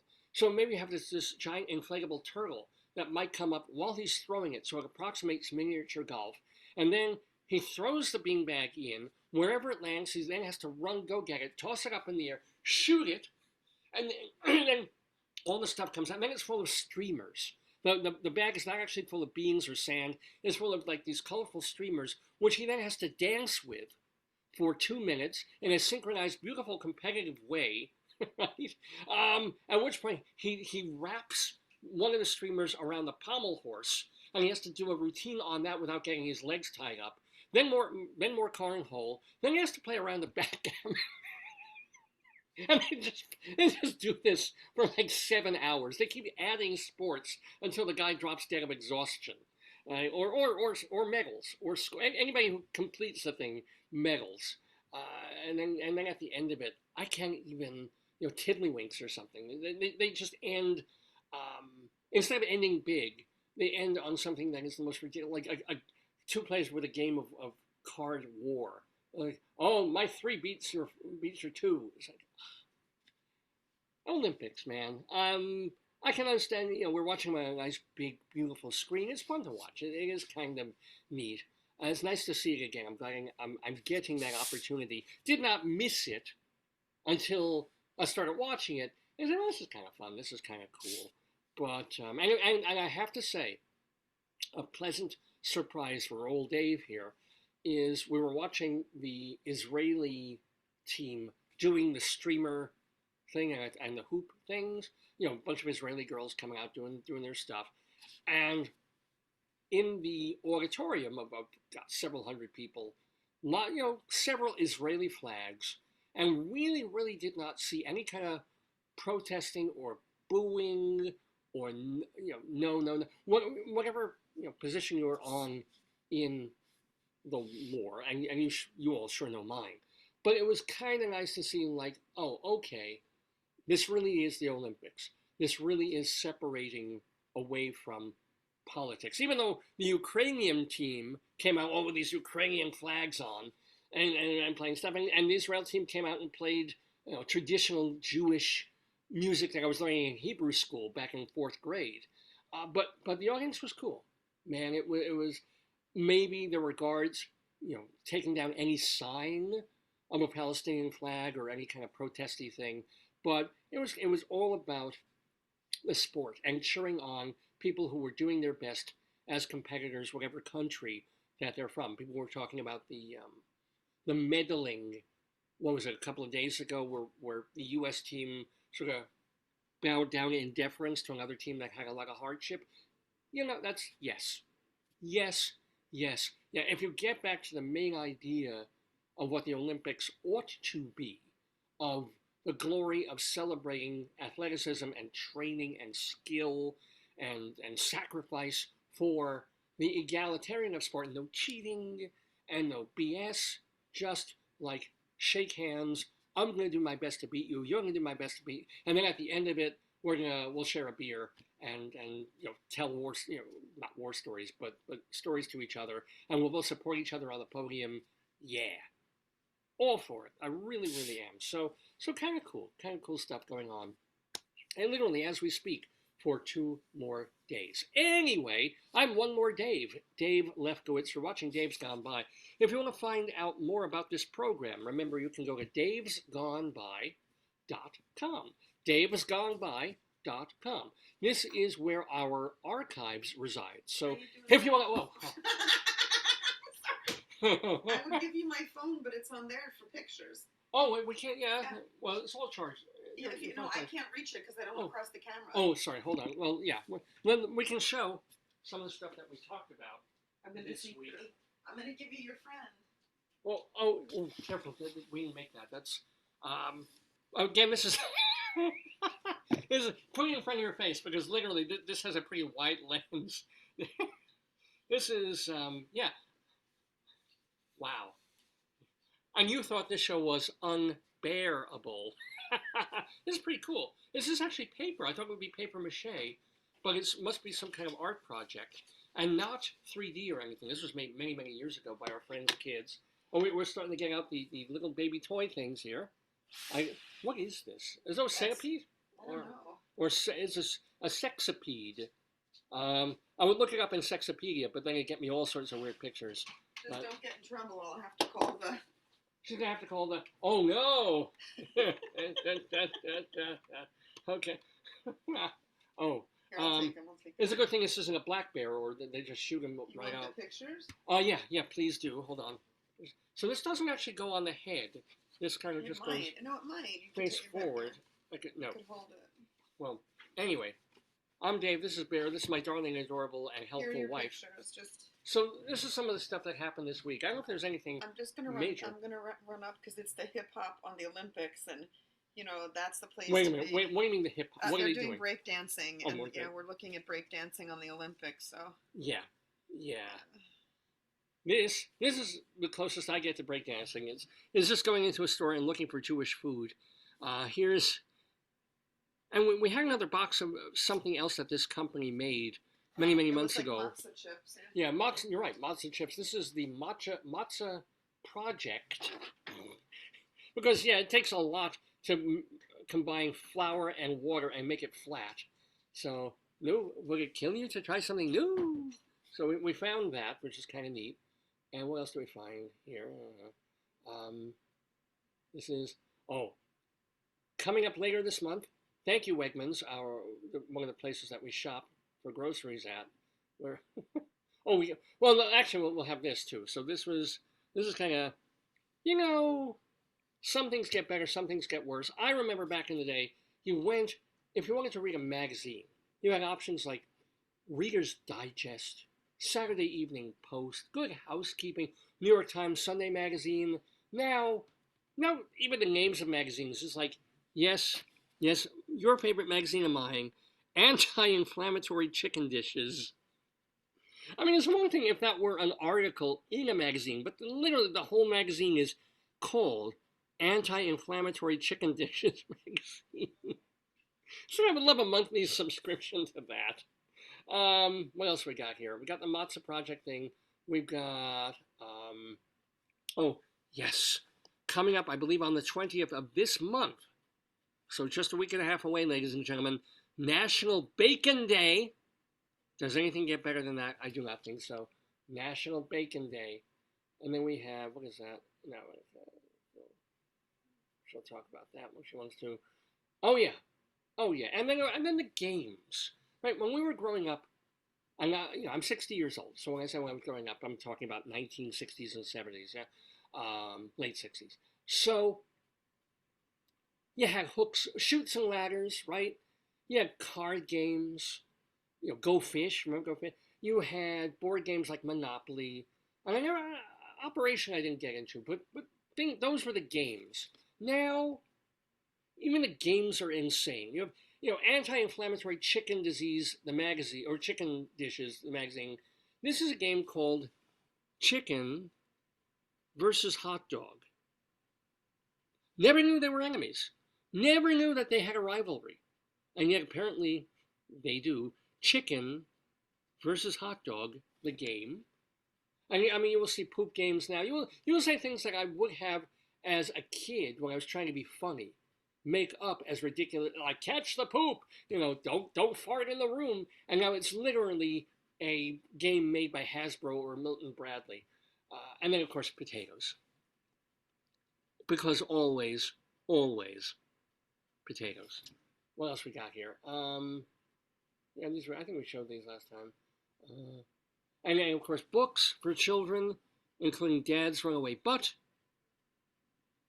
Yeah, the world has gotten worse in so many ways, but in some ways it's gotten pretty better. I mean, if I were a child now looking for books to read or games to play, and I had, as pretty much all, at least male children do, a fecal sensibility, a fecal-philic kind of like, poop is funny, which it is, I would be in heaven.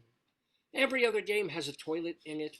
Every other thing is about farts. It's It's a great time to be alive, ladies and gentlemen. And a great time, I was telling you, to listen to old episodes of Dave's Gone By, which you can find at davesgoneby.com. So, yeah, we have every episode, just about, that we've ever done over the past nearly 22 years now. Not kidding. The show is almost 22 years old. And we have our first episode, and our, 21st episode, and our 421st episode. And then when we started doing them somewhere in the late 600s, we added the video. And even video, we have more now. No, we don't have more video episodes than we do of audio. But we've been doing video for about 7 years. So it's been a while. We have a full, wonderful archive. You can see me going even bolder and grayer week by week by way, fatter and whatever. It's life. So you can track Dave through Dave's Gone By over the years, week by week by week, just by going to davesgoneby.com. We also keep the archives at archive.org. We have a channel there. Just look for Dave's Gone By, archive.org, a not-for-profit website. I get nothing from it. It's nothing to do with me, but they let us put up all our shows and all our interviews separately there too. Archive.org. If you are out and about and on the go, and you want to sit here and watch the show for 2 or 3 hours, if you want to hear just the audio, you can download it as a podcast. Probably the easiest place to do that is castbox.fm. Castbox.fm. And there it's really specifically made for audio podcasting. You just go zip onto your device, and you're ready to go and listen to Dave's Gone By anywhere. We also have a YouTube channel, Dave's Gone By. Lots of different places to really get the same stuff, the same archives, the same information. davesgoneby.com is really the best because it's, sometimes the files we can put are higher quality. YouTube blocks some of our audio from the old shows because we have copyrighted music. Facebook is doing that too now. So really, make davesgoneby.com your very first stop for all things in the Daverhood. All right, well, it is about, not quite, 11:15 Eastern Time here in the Daverhood on this Saturday, August 10th, 2024, for the 955th episode of the program. So as I said, we're with friends. I was even probably going to cancel the show today because of the circumstances with lights where we live, but we're here. We got to see that marvelous Richard Barone interview. Let's do a little bit. Let's do a little of Greeley Times. This is a segment that we do because my wife and I lived in Greeley, Colorado, in northern Colorado, for about 13 years. And while we were there, the local newspaper was called the Greeley Tribune. And it had been around for more than 100 years. But one of the cool things about it is, aside from being a regular community, well, more than community, like a city newspaper, it also made room for something funny every week. And I'm not even talking about the comics. The phone calls that would come into the local police department from people who are complaining about something or scared of something in their apartment building, on their street, in their neighborhood. Now, some of them were, legitimately scary and real, and the police check on these things. But some of them, you're like, either the caller is nuts or the caller is reporting on something that's funny and nuts. The folks at the Trib would look at these, strip out the identifiers because it's public record, and publish the funniest ones week after week in the Trib, in a column called Cop Log. Well, they still do it. And we still take the best of the cop log and share those with you. We have a different name for it. We call that segment, let me cue it up properly. We call it Greeley Times.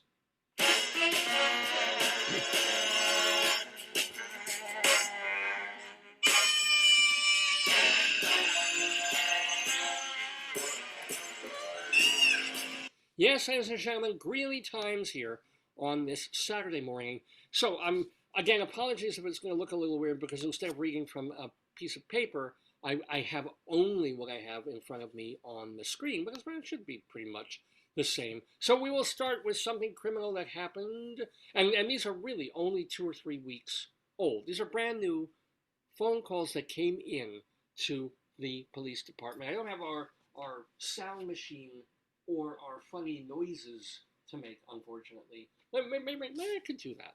Let me try this. I used this actually in class this week. Hold on. Let me just see if it'll load up. And I'll try it. Because we need a little bit of that noise. We need a little bit of that fun. Hello, come on. There we go. All right, let's try this. I'm going to need my glasses for this anyway. Oh, this should work. Let's try this. Here we go. About phone calls coming into the police department.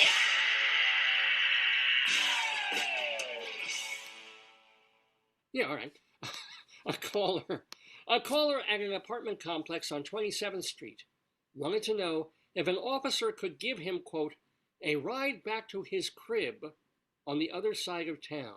Well, isn't that not? I mean, yeah, it's funny how police really should and will, if you're drunk and non-compos mentis, really should probably give you a lift back to where you live. It'd be like local taxi services in college towns will often, free of charge, as a service to the community, bring a drunken kid back home rather than risk him driving or her getting in the car with someone who has nefarious purposes. So why not? Why not use the police department as your own Uber?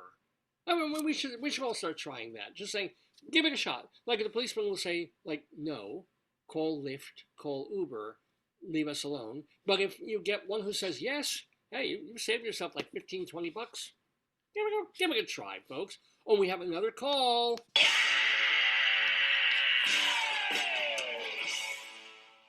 A caller at an apartment complex on 8th Avenue reported a woman with a black substance rubbed on her face, and she was singing outside, quote, talking out of her head. First of all, well, we all do that, don't we? I mean, it's called a mouth, but technically, all of us really do talk out of our heads. The woman took off running as soon as police tried to contact her. A woman with a black substance rubbed on her face. If they're bringing back all these weird sports in the Olympics, well, why not have an Olympic sport in minstrelry? Could happen. Bamboozled, the Spike Lee film, may have brought this back as a thing. You never know. Oh, look, hey, we've got a dog. We've got a dog coming in. Say hi, Pepper. Here's. Say hi, Pepper. So this is the dog of our friends. He is called. Pepper. Oh, he's not low enough to show. Pepper. Oh, there he goes. Can you see Pepper? Hey, Pepper. Hey, Peps. That's a Pepper. Oh, look how adorable. Such a good Pepper. Such a goodest Pepper. Oh, and there. Such the goodest Pepper. Literally, we're getting last night. We're tired, and it's like 12 o'clock by the time we get to sleep in our friend's place, and we're like, okay, we're just gonna sit down. No, oh, thank you for this. I'm gonna run to the loop. We're gonna lie down on. I'm gonna leave the door because Pepper's here. Yeah. We're gonna lie down on the bed, and it's a nice bed. It's like a double bed, almost a queen. And I'm like, okay, I just want to get some sleep. It's been a weird day.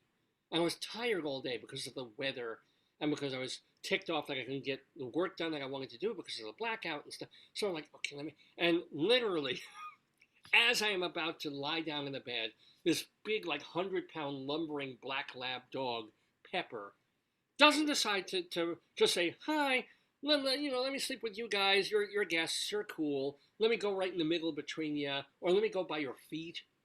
No. Pepper literally takes up half the bed on my side of the bed before I can get in it. And he says, I'm here. I don't know where you're going to sleep, Dave, but this is Pepper's bed.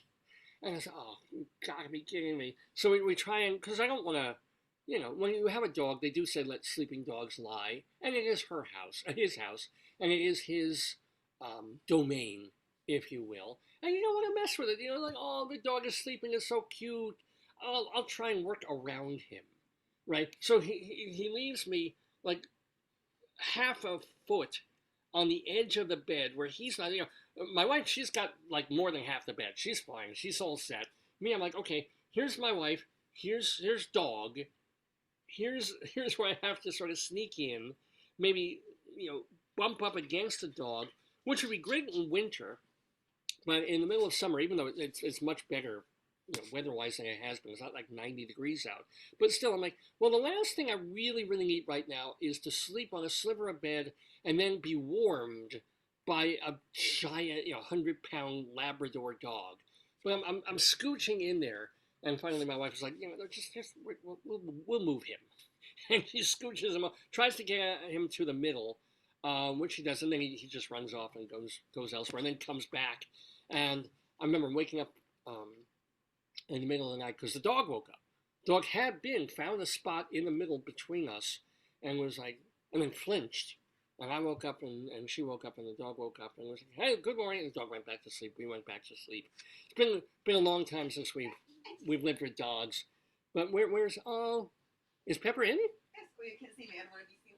Pepper's right here. This is Pepper. Look at Pepper sleeping on the bed. Pepper needs people. Pepper is a people dog, man. Pepper's so tired. Pepper had a little walkies, and then Pepper went yarding and had fun and did some digging. Now Pepper's fluffy, Baba. Oh, it's Pepper sleeping. Yeah. I'll try not to wake the dog up with No, she's not comedy. Not fully sleeping. Oh.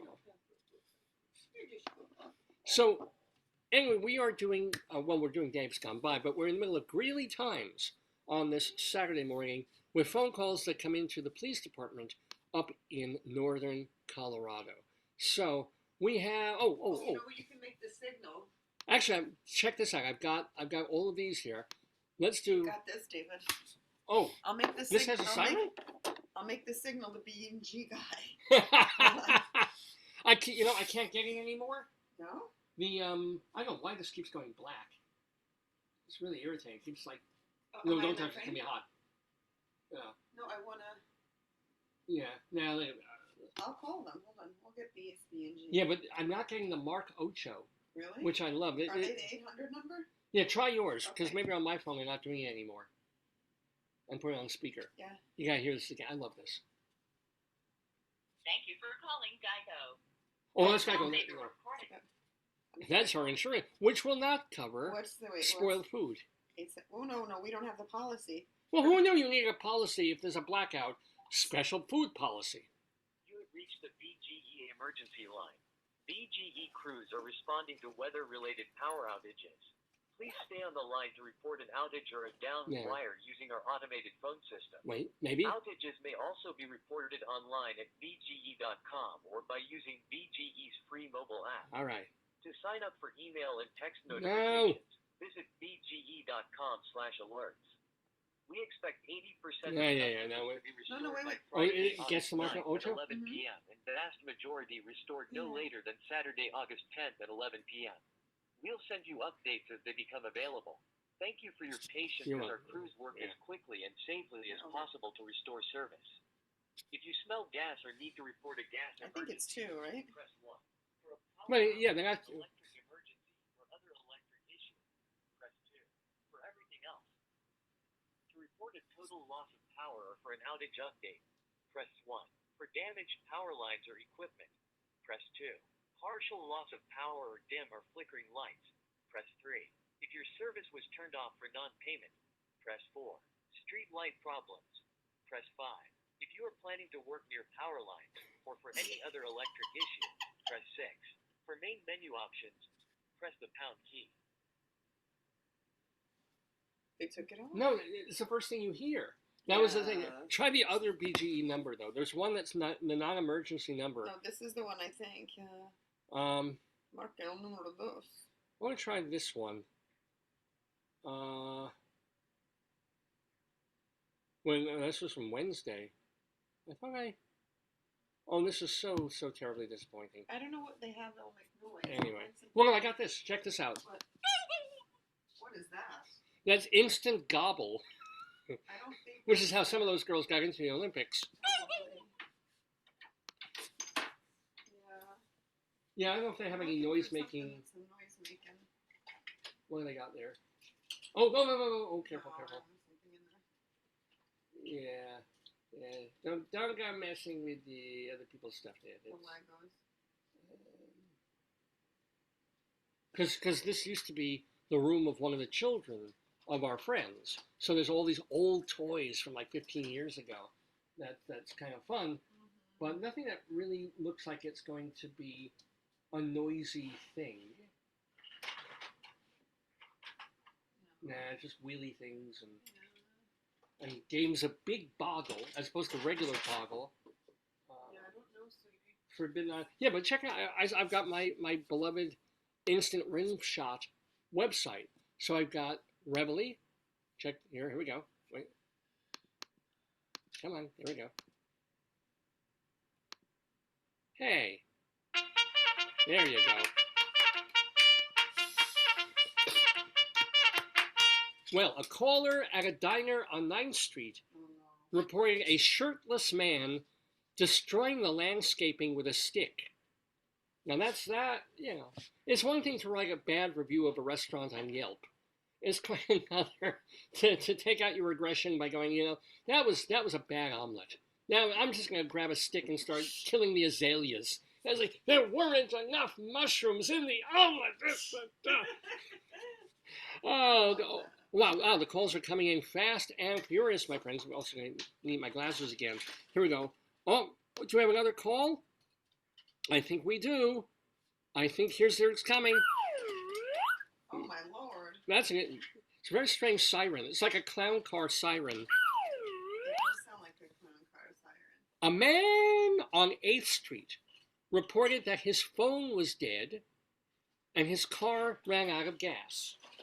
What do you think he did? He shot a tire.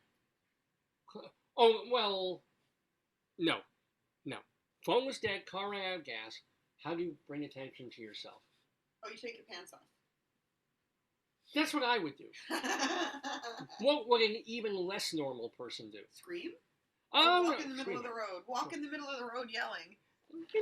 Better than that, because you want people to see from far away. Oh, what do you do? Well, you start a fire in the middle of the road. Oh, yes. He's starting a fire in the road to get the officer's attention. That would have been my second choice. Yeah. Police assisted the man with charging his phone. Would you like some water? That would be great. And advised him not to start fires. It's like, it's not the way, sir. This is why we do carry, traffic cones in the back of cars. Just in case. Oh, man. Oh, wait. Oh, I thought we'd get a respite from all the phone calls, but apparently we have still more calls coming into the police department. Oh, that's must be a personal line there.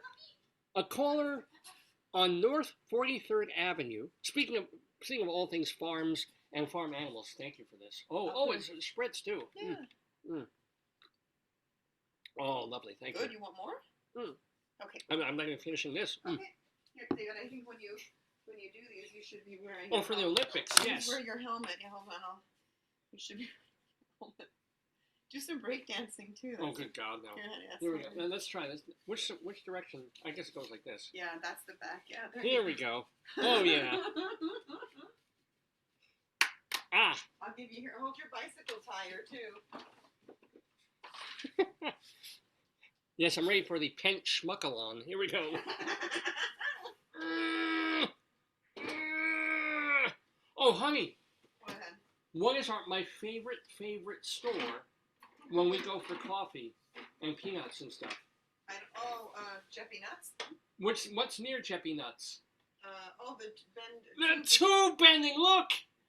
Oh yes, look at you. So I can bend to there is literally a company and a store called Buchanan's Tube Bending near where we go for coffee once a week, and it's like I don't know what they do except invariably they bend tubes. This is their whole thing. It is a company for tube bending. I love it. I love it too. Well, now my hands smell like rubber. Oh no. Ah, here we go.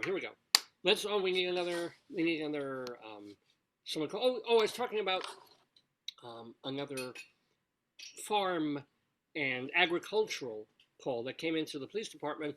A caller on North 43rd Avenue said that rabbits were eating his mother's plants from her garden. So the caller wanted to know if he was allowed to shoot them. I imagine, I don't know what the policy is over in Colorado, or certainly even in Maryland, on rabbits. We get a lot of rabbits. I love them. They're adorable. We're seeing baby bunnies these days, last couple of months. I think it's adorable, but then again, we don't grow vegetables.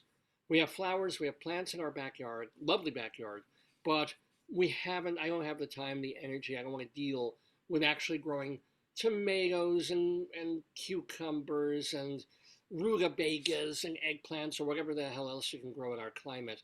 Because I remember doing that, years and years ago with, my family and trying it. And, either you find slugs in the tomatoes or the weather wouldn't be right. You have to water every time. And it would just, the amount of work you would have to do to get any kind of some crop. And then you get this scroggy little, half-assed cucumber at the end of the season. And it's like, why am I doing this? Why am I even bothering with it? So, but all power to people who grow their own vegetables. I would, if I knew it would actually work. And I would be mad at rabbits and squirrels and deer that come and eat everything. Do we have another caller? Let's do the Wilhelm scream.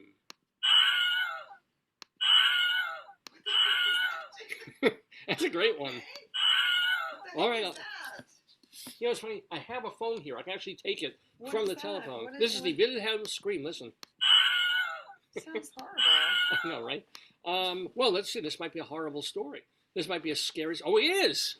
A caller on Melbourne Street wanted to know if a snake he found in his yard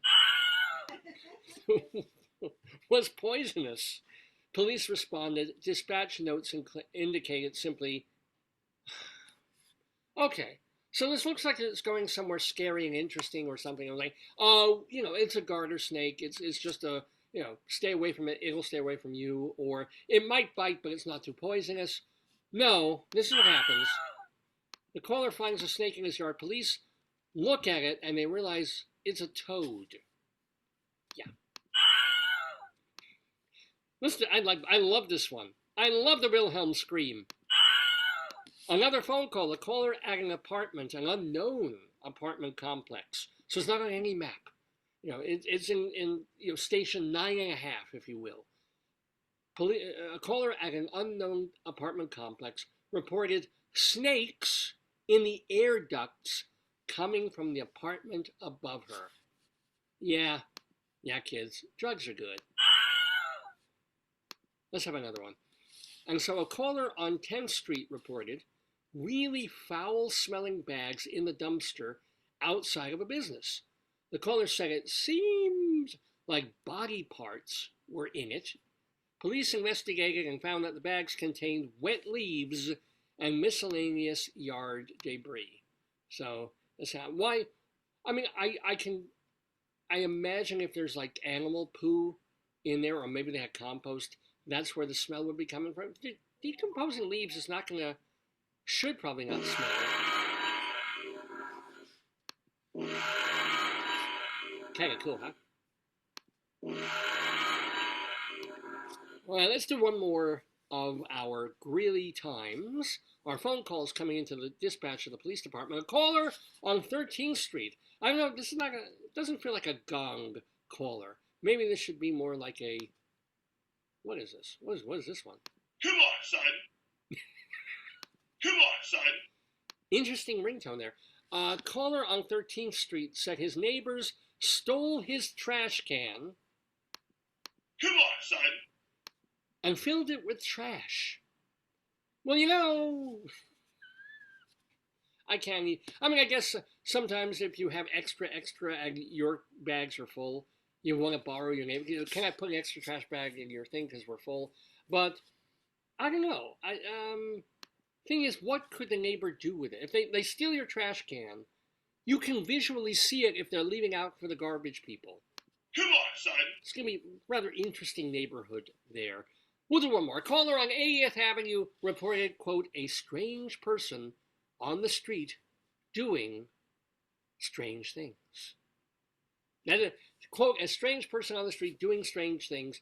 That basically, I mean, if this were not Greeley, Colorado, but if it were in Midtown Manhattan, that would pretty much go for every single person you would see on the street. Strange people doing strange things, perhaps even chess boxing. You never know. Now let's get to an elsewhere. Let's get away from the, because we've been doing all these calls that came into the police in northern Colorado. But as part of Greeley Times, we also do things that have nothing to do with Colorado. They're far away. They're weird, ridiculous, crazy stories, but from elsewhere in the world. And this one comes to us from Atlanta, Georgia, as reported by Fox News. What happened in Atlanta, Georgia about 2 weeks ago? Well, Devin Davis has bonded out of the Douglas County Jail, but on 2 conditions. He can't return to the Arbor Place Mall or approach his alleged victim. Okay, but we're not talking about something really, really like, attempted murder. We're not talking about sexual assault or anything like this. Devin Davis, okay, got his bond out of the jail. 35-year-old man has been charged with simple battery after, well, it is sort of a, wow. After allegedly licking and sucking the hair of an 18-year-old woman he did not know. That's weird, said shopper Dan Shower. Quote, I don't know anybody that licks hair. Arbor Place Mall is one of the largest shopping destinations in West Georgia, and it gets shoppers regionally. I can tell you, said one, I would keep my distance from him and keep my wife and kids from him. Yeah. Keep away from the hair licker. I mean, there are obviously worse ways that men can behave when approaching women in a mall or anywhere. But if it's going to be hair licking, said another visitor, quote, it's gross. I probably would have responded in a way that would have put me in jail. Womp, womp, womp, womp. Hey, how come I don't have womp womp? I need the womp womp. Where is it? It's not Downer. I bet it's Downer. I would have responded in a way that would have put me in jail. There you go. Yes, there's our elsewhere on Greeley Times for this Saturday morning. Let's go back to northern Colorado, though, and do a couple more of Greeley Times calls that came into the Evans County, Weld County Police Dispatch in northern Co. A caller? Oh, we have a caller. We have a caller. On 80th Avenue. Report. Oh, no, I did that one. Here's another. It was wrong caller. A caller at 10th Avenue said she was marking her spot for the Independence Day parade, and a group of frat boys were rude to her. Well, yeah, she was marking it on July 8th. So, no, but, wow, I guess these were from a couple of weeks ago. I haven't gotten to some of these, but, yeah, this is a thing that they do, I guess, in a lot of places that have town parades. In Greeley, they have the annual Greeley Stampede, which goes on for a week or two, including, culminating on July 4th with a big old parade down the center of town. We actually went to one of these and saw it. And people, like days before, they come out with strings and banners and streamers and mark their spots along the parade route. So it's like sort of like, hey, you can stay anywhere, but this is where we're going to watch, we're going to stay, this is our place. And apparently some frat boys were rude to the woman for trying to maintain her spot, her special place along the parade route. And this is the noise they made. Yeah. All right, let's do, oh, we do have an alert. Let's have one alert, because we generally have one, either a chicken alert or we'll have an awe alert for something really, really cute, or we haven't had one of these in a long time, a Lupton alert, when Fort Lupton is in the news. But this is a good one.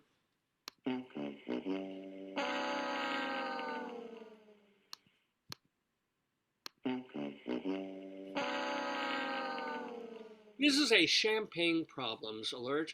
Brandon, we never had one of these. I'm going to start this up now. A champagne problems alert, basically devoted to stories that, what we used to call white people problems or first world problems. Yeah, this is someone who's complaining, and we're not talking about I can't feed my children. We're not talking about, oh my God, there's a horrible criminal breaking into my house. This is a champagne problems alert. A caller with a private plane at the Greeley airport was wondering if there was a way for him to get his plane back, for him to get his plane to fly back to Texas because the airport was closed for Independence Day. Yeah, he might. I know, this is a terrible thing for a rich person to do, but he might have to stay in Greeley, Colorado, one extra day for the airport to open. This is why it is a champagne alert. Oh, yeah. Well, ladies and gentlemen, this alerts me to the fact that that is quite enough Greeley times for one morning, this Saturday morning, August 10th, 2024. Mr. Horace Greeley was no fool. Oh, no, he wasn't. I'm sure that you'll agree with me that Greeley was no fool. What he is getting at is that Mr. Greeley was no fool. Yippee-yi! Yippee-yi, yippee-yi, yippee-yi, yi-yi, yippee-yi, yippee-yi, yippee-yi. Well, it's about 10 after 11 in the morning Eastern time here in the Daverhood. We're in Maryland, but we are in a different place from usual. This is our friend's house. Kind enough, while our power is out up in northern Baltimore, to put us up, to give me this place to do the program. So a big shout out, a loving shout out to our great friends Nihal and G, and to their kids as well, who are out in the West Coast doing college-y things, or getting ready for the college semester. And so this is the time for thank yous. We're not quite ending the show yet, don't go away. But time to say also thank you to the folks who have been on this program, whether it's today or in months and years and even a couple of decades now past. So, yeah, first of all, got to thank our brand new friend of the Daverhood, Richard Barone. Go to Richard Barone, B-A-R-O-N-E, Barone, richardbarone.com, for news about all these projects. He's got that song coming out in a couple of weeks. He will at some point be working on a musical, but he's got all these other projects, including the Mark Bowling Festival happening towards the end of the month. So yeah, check out all things Barone and bongos at richardbarone.com. So thank you so much to him for being one of our best guests. We've had some wonderful ones, actually, over the past few weeks, but one of our best guests in the Daverhood. Thank you to Rabbi Sol Solomon, founder and spiritual leader of Temple Sons of Bitches in Great Neck, New York. Well, Rabbi Sol has been with us since our very first episode in October of 2002. Still with us. Sometimes he does our rabbinical reflections, which are mini sermons. A lot of times he does our interviews. But you can hear all the things that he does and read them too by going to shalomdammit.com. Shalom, D-A-M-M-I-T. Shalomdammit.com. So yes, his mini sermons. Yes, his TV show that he did for Long Island Cable. It's hilarious. 10 episodes. You can just click and go right to them. Plus his one-man, two-person show, because it was a musical. He actually did an off-Broadway musical called Shalom Dammit, An Evening with Rabbi Sol Solomon, back in 2012. It has been professionally recorded, and the not even the edited version that he did later on, but the 2-act version is on YouTube with a link right at shalomdammit.com. You don't want to miss it if you've never seen it, or certainly considering the state of the world and the Middle East nowadays, it bears rewatching. Shalomdammit.com is the place to access all things Solomonic. Well, those are the two folks who have appeared on this episode of the program. What about people who've appeared on programs past? Our friends of the Daverhood.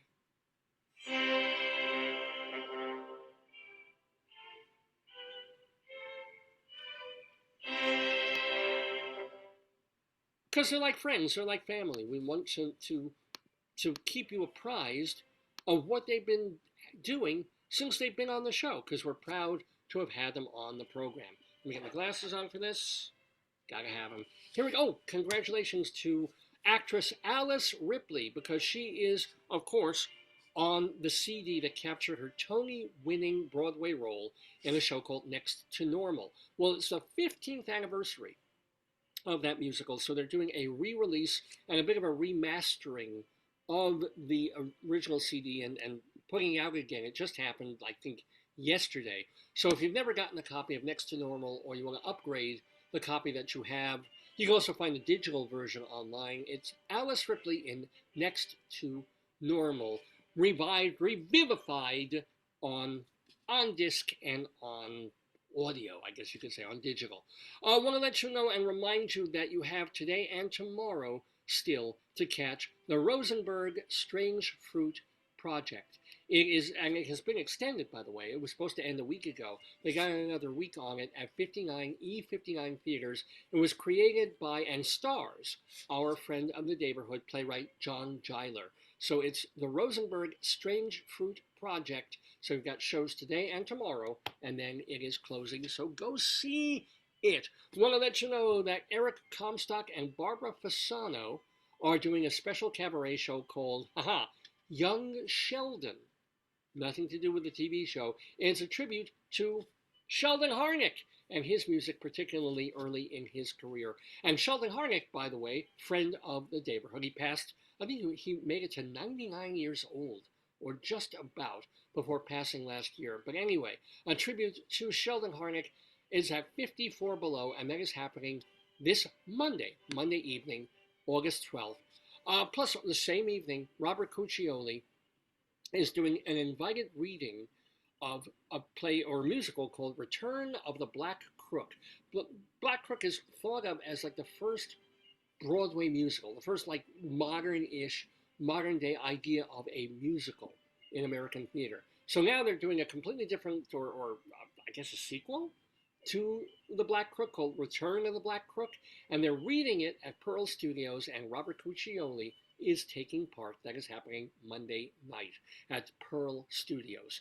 All right, on Thursday, Willie Nile, singer, songwriter, rock and roller Willie Nile is going to be at the Suffolk Theater on Long Island. That is August 15th. And then now playing through next weekend, if you're in Maine, go to the Ogunquit Playhouse, because they're doing a little night music. I mean, that's reason enough to go to a theater to see a little night music. But it stars our friend Kathleen Turner playing Madame Armfeldt in the Sondheim Wheeler musical. So we've got this weekend to see it all week, and then next weekend before it goes away. Playing now through the 1st of September, the well-reviewed new musical The Sabbath Girl, featuring a score by our friend Neil Berg, and that is playing at the it was playing at Penguin Rep in like Westchester somewhere, but now it's at 59 E59 Theaters off Broadway. And as I say, it got good reviews. So go see The Sabbath Girl off Broadway now through the end of the month. Andre DeShields, speaking of things that have been extended, he's in this show called Cats, the Jellicle Ball. It's at the Perlman Center on Fulton Street, and you can now see it through September 8th. I don't know how long they can keep extending it. I think they're going to want to move it because the reviews were spectacular. So they may want to find a Broadway house or a more centrally located Midtown Manhattan place for it. But if you want to try and catch it before it closes downtown, it's at the Perlman Center now through September 8th with our Tony-winning friend Andre DeShields. Katie Huffman is directing the off-Broadway musical Empire, brand new show, and they're doing it at New World Stages off-Broadway in Midtown now through the middle of September. On Broadway, Alan Menken's music is heard, of course, in Aladdin, is heard off-Broadway in Little Shop of Horrors over at the West Side Theater. And then we get all our wonderful cabaret friends, including K.T. Sullivan, who is at the Algonquin on Tuesday nights, Vince Giordano and the Nighthawks, who play 2 shows at Birdland on Monday evenings. On Tuesdays in the early evening, Eric Comstock and Barbara Fasano at Birdland. Get your tickets at birdlandjazz.com. And of course, that's also the place where you can get tickets for Jim Caruso's cast party every Monday night at Birdland, birdlandjazz.com. Michael Garin runs Tuesdays through Saturdays at the Roxy Hotel in Tribeca. Seth Bissenhirsch does his talent showcase at Don't Tell Mama on Tuesday evenings. And then we have, of course, our shout-outs to some of the most important friends of the Daverhood. Evan Seplow, who is he's a photographer and a videographer, but he designed and still runs the website StageBuddy.com. StageBuddy.com for all your information about New York nightlife. You've got Mary Shen Barnage, our friend out in Chicago, who's been recuperating from just a terrible septic disease, I guess you could say, that laid her low more than a year ago. She used to review 3, 4, 5 shows a week out in Chicago. Her older reviews are in TotalTheater.com. You can also read her in Windy City Times. She's done virtually no published writing in the past year and a half. We just hope that she gets better and back on her feet and back to the theater. But you can also read Ann Siegel and her reviews from Milwaukee at TotalTheater.com. Want to remind you that Vicky Quaddy does Late Night Catechism and Are You Smarter Than Your 8th Grade Nun over in Chicago at the Greenhouse Theater and also various satellite places in the Chicagoland area. Plus, you've got, who else? David Sheward, writing theater reviews for TheaterLife.com, CulturalDaily.com, TotalTheater.com. Leslie Hoban Blake, who co-hosts with Charlie Gross the theater review program 2 on the Aisle, which you can watch on YouTube.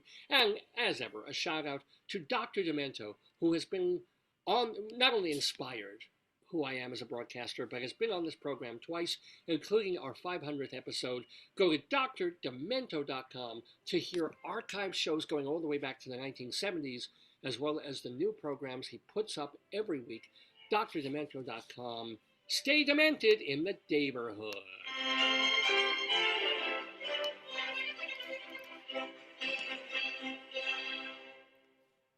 Well, it's about 20 after 11 Eastern Time in the Daverhood this Saturday morning, August 10th.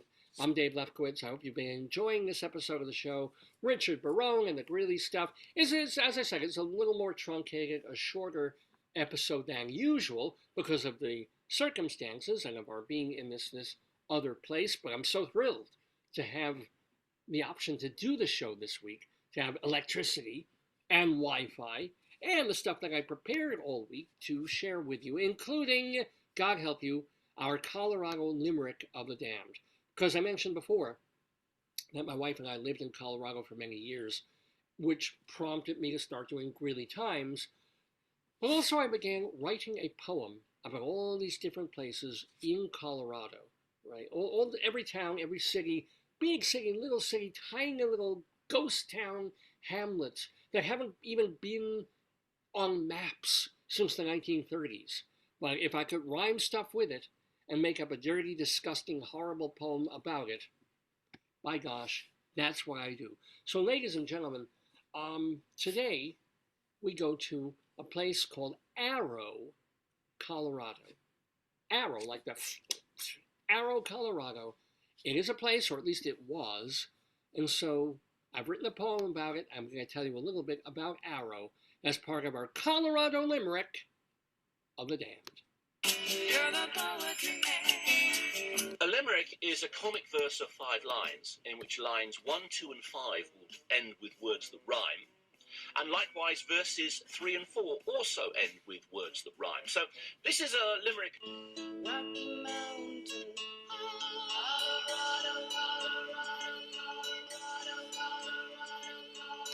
Yes, ladies and gentlemen, Colorado, Rado, indeed, for our Colorado Limerick of the Damned. And I'm actually even going to get I'm going to get one of those noises ready. Which would be, this is going to be, I got to pick the right one. Oh, I think this is probably the one. Probably. We'll find out. But we go to Arrow, Colorado for our limerick today. Arrow is currently, it's a ghost town. It hasn't been, like a lot of the ones that we're doing recently, because it's harder and harder to find places that I haven't done. So now, I'm desperately casting about for more places I can write poems about. Arrow, Colorado is a ghost town. It has no standing structures. There's really nothing left from it when it was a place people lived and worked. It's a little north of Winter Park, which is northwest of Denver.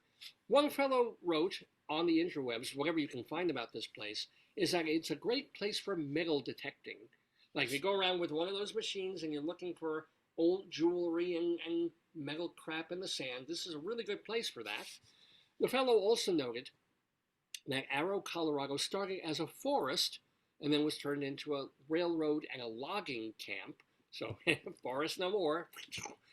Booze was illegal, so businessmen set up movable tents and also created social clubs where they could serve you-know-what in what was essentially a dry town.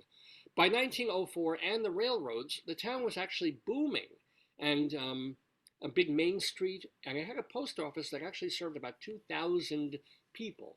But it's amazing how towns, especially back then, would just rise and fall. They would have boom years for like 20, 30 years. And then a railroad would go through another town, or mining and silver things, where they cut down all the trees, or they got all the crap out of the ground.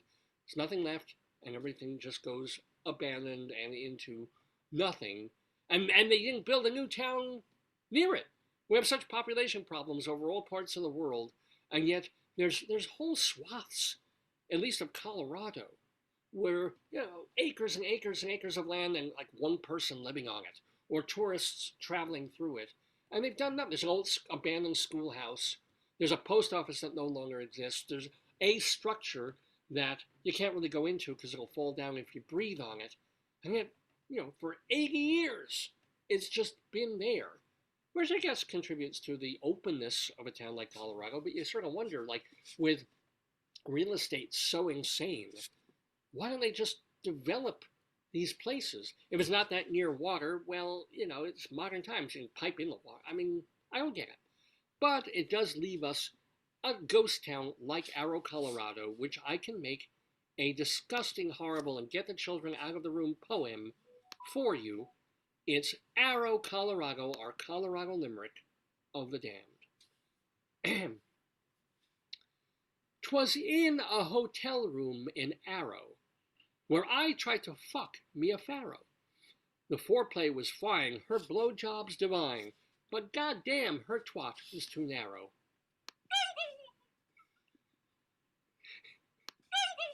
Sometimes the sound effect is the best part of the Colorado Limerick of the Damned. If you have complaints, please email them to davesgoneby@aol.com. Dave, like my name, Dave, you just missed potato!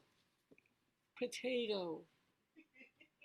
Oh, this is actually, we very infrequently, when I first started getting potatoes, would give them to friends and stuff to hold and keep. Like a couple of my relatives have them, one, and this is the one that we left our friends many, many years ago at this point. He's alive, he's well.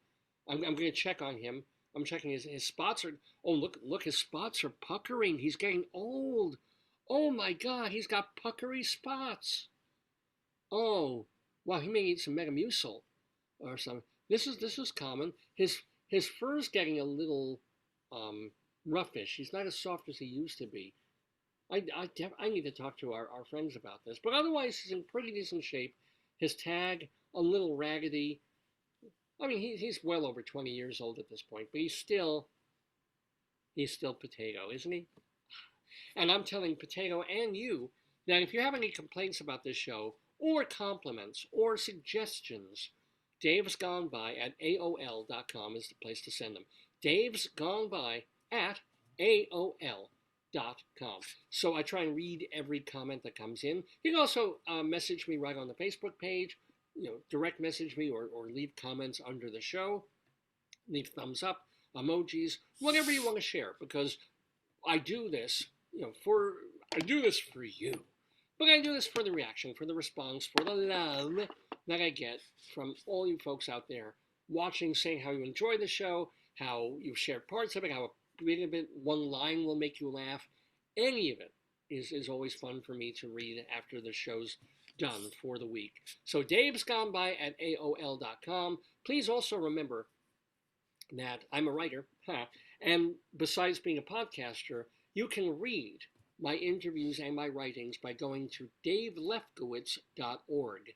Dave Lefkowitz, my name, .org. And this is not connected to the radio show. This is scripts that I've written, screenplays, plays, song lyrics, journal things, my journalism, my theater journalism that I've done for many years. So yeah, it's a great starting point. There's hundreds and hundreds of items on there that you can read at your leisure, and particularly if you happen to be part of a theater company or you're the literary manager of a small theater company somewhere, and you're looking for funny plays, one-act plays to do, you might just want to read a couple of mine because I think they're hilarious. And many of them have been done in various places, and I would love to see more done all over the country, all over the world. So just go to Dave Lefkowitz to read, or davelefkowitz.org to read my stuff. I would really appreciate that. Anyway, what else? What else do we have to talk about on this 955th episode of the program? I think that about covers it. We're kind of good for this week. So, it remains for me to say that I expect to be back next week with full power, back in my regular house, and doing the 956th episode of the show. Don't know who the guest will be or if we'll even have a guest, but we'll certainly do Greeley Times. I'll have a limerick for you. We'll probably bring back Bunyan Watch. I'll do a story time maybe, or Dave's Big Dictionary. You never quite know exactly what's going to be on an episode of Dave's Gone By. That's part of the fun of it too. But again, write to me, davesgoneby@aol.com. Check davesgoneby.com for the archives. And let's see, that should just about cover it. So I want to thank again my darling and adorable wife for helping with the program and helping with me, as she always does. Thank you for Potato for making a real cool cameo appearance. Thank you to all of you for watching and supporting the program. Giving a shout out to my in-laws as well as my mom and my aunt. Oh yeah, perfect timing. Here we go. This is a new Olympic event. It's a mix of fishing, cornhole. What else? What other events with this? I'm twirling. Oh, of course, twirling and curling, ladies and gentlemen. Let's do some fish curling. I'm going to push the fish toward the camera. Okay. And try and get it towards the lens. I got it right into the lens. Look at that. You got it. Oh, look. Oh, yeah. Fish curling, ladies and gentlemen. Why not? Why not? Oh, you've got nice boobs. Look at that. Yeah. Okay. Ooh. Wow. Cool. And then fish NASCAR. There they go. Actually, it's interesting. They don't have NASCAR or sports car driving as part of an Olympic event. I think you can't have electronic stuff. Right? Oh, maybe not. And then of course bear baiting. Oh, here we go. Which is when a bear masturbates looking at fish. Yeah, you can tell we get the sillies at this stage of the show. Is there anything we haven't talked about or anything we need? I'm actually closing the show up. 2 pictures of your inflammation thing and then the picture. Yep. Okay, good. Then that's it. Got it all. Anything we want to talk about? Anything that happened this week? Not that I can remember. It seems so long. I know. I'm still half asleep, Dave. Seems so long ago, Nancy. I'm reading, I will say that I'm reading the Miss Marple stories, and they really changed the plots when they put them on, like. Oh. When they, yeah, they're very different. The original stories are very different than the plots they have on them. My wife loves these, these TV murder mysteries and the English mysteries. So we got an old Agatha Christie book of short stories out of the library, and these have been adapted too. And she's saying that they really do take liberties when they adapt them, which is, if the estate says it's fine, then it's fine. And I'm fine, and I hope you're all fine. This has been the 955th episode of the Dave's Gone By show. So, good Lord willing, creeks don't rise, hurricanes don't come through and blast out more of our power. We will see you next Saturday, August 17th, with the 956th episode of this program. Until then, don't miss your Dave's going by. And where's my music? Here it is. And have a great one. Days gone by, good night. Days gone by, good night. Days gone by. And you know, one last time. Let's do this. I need to hear that Wilhelm scream. Yeah. See you soon. Very soon, I hope.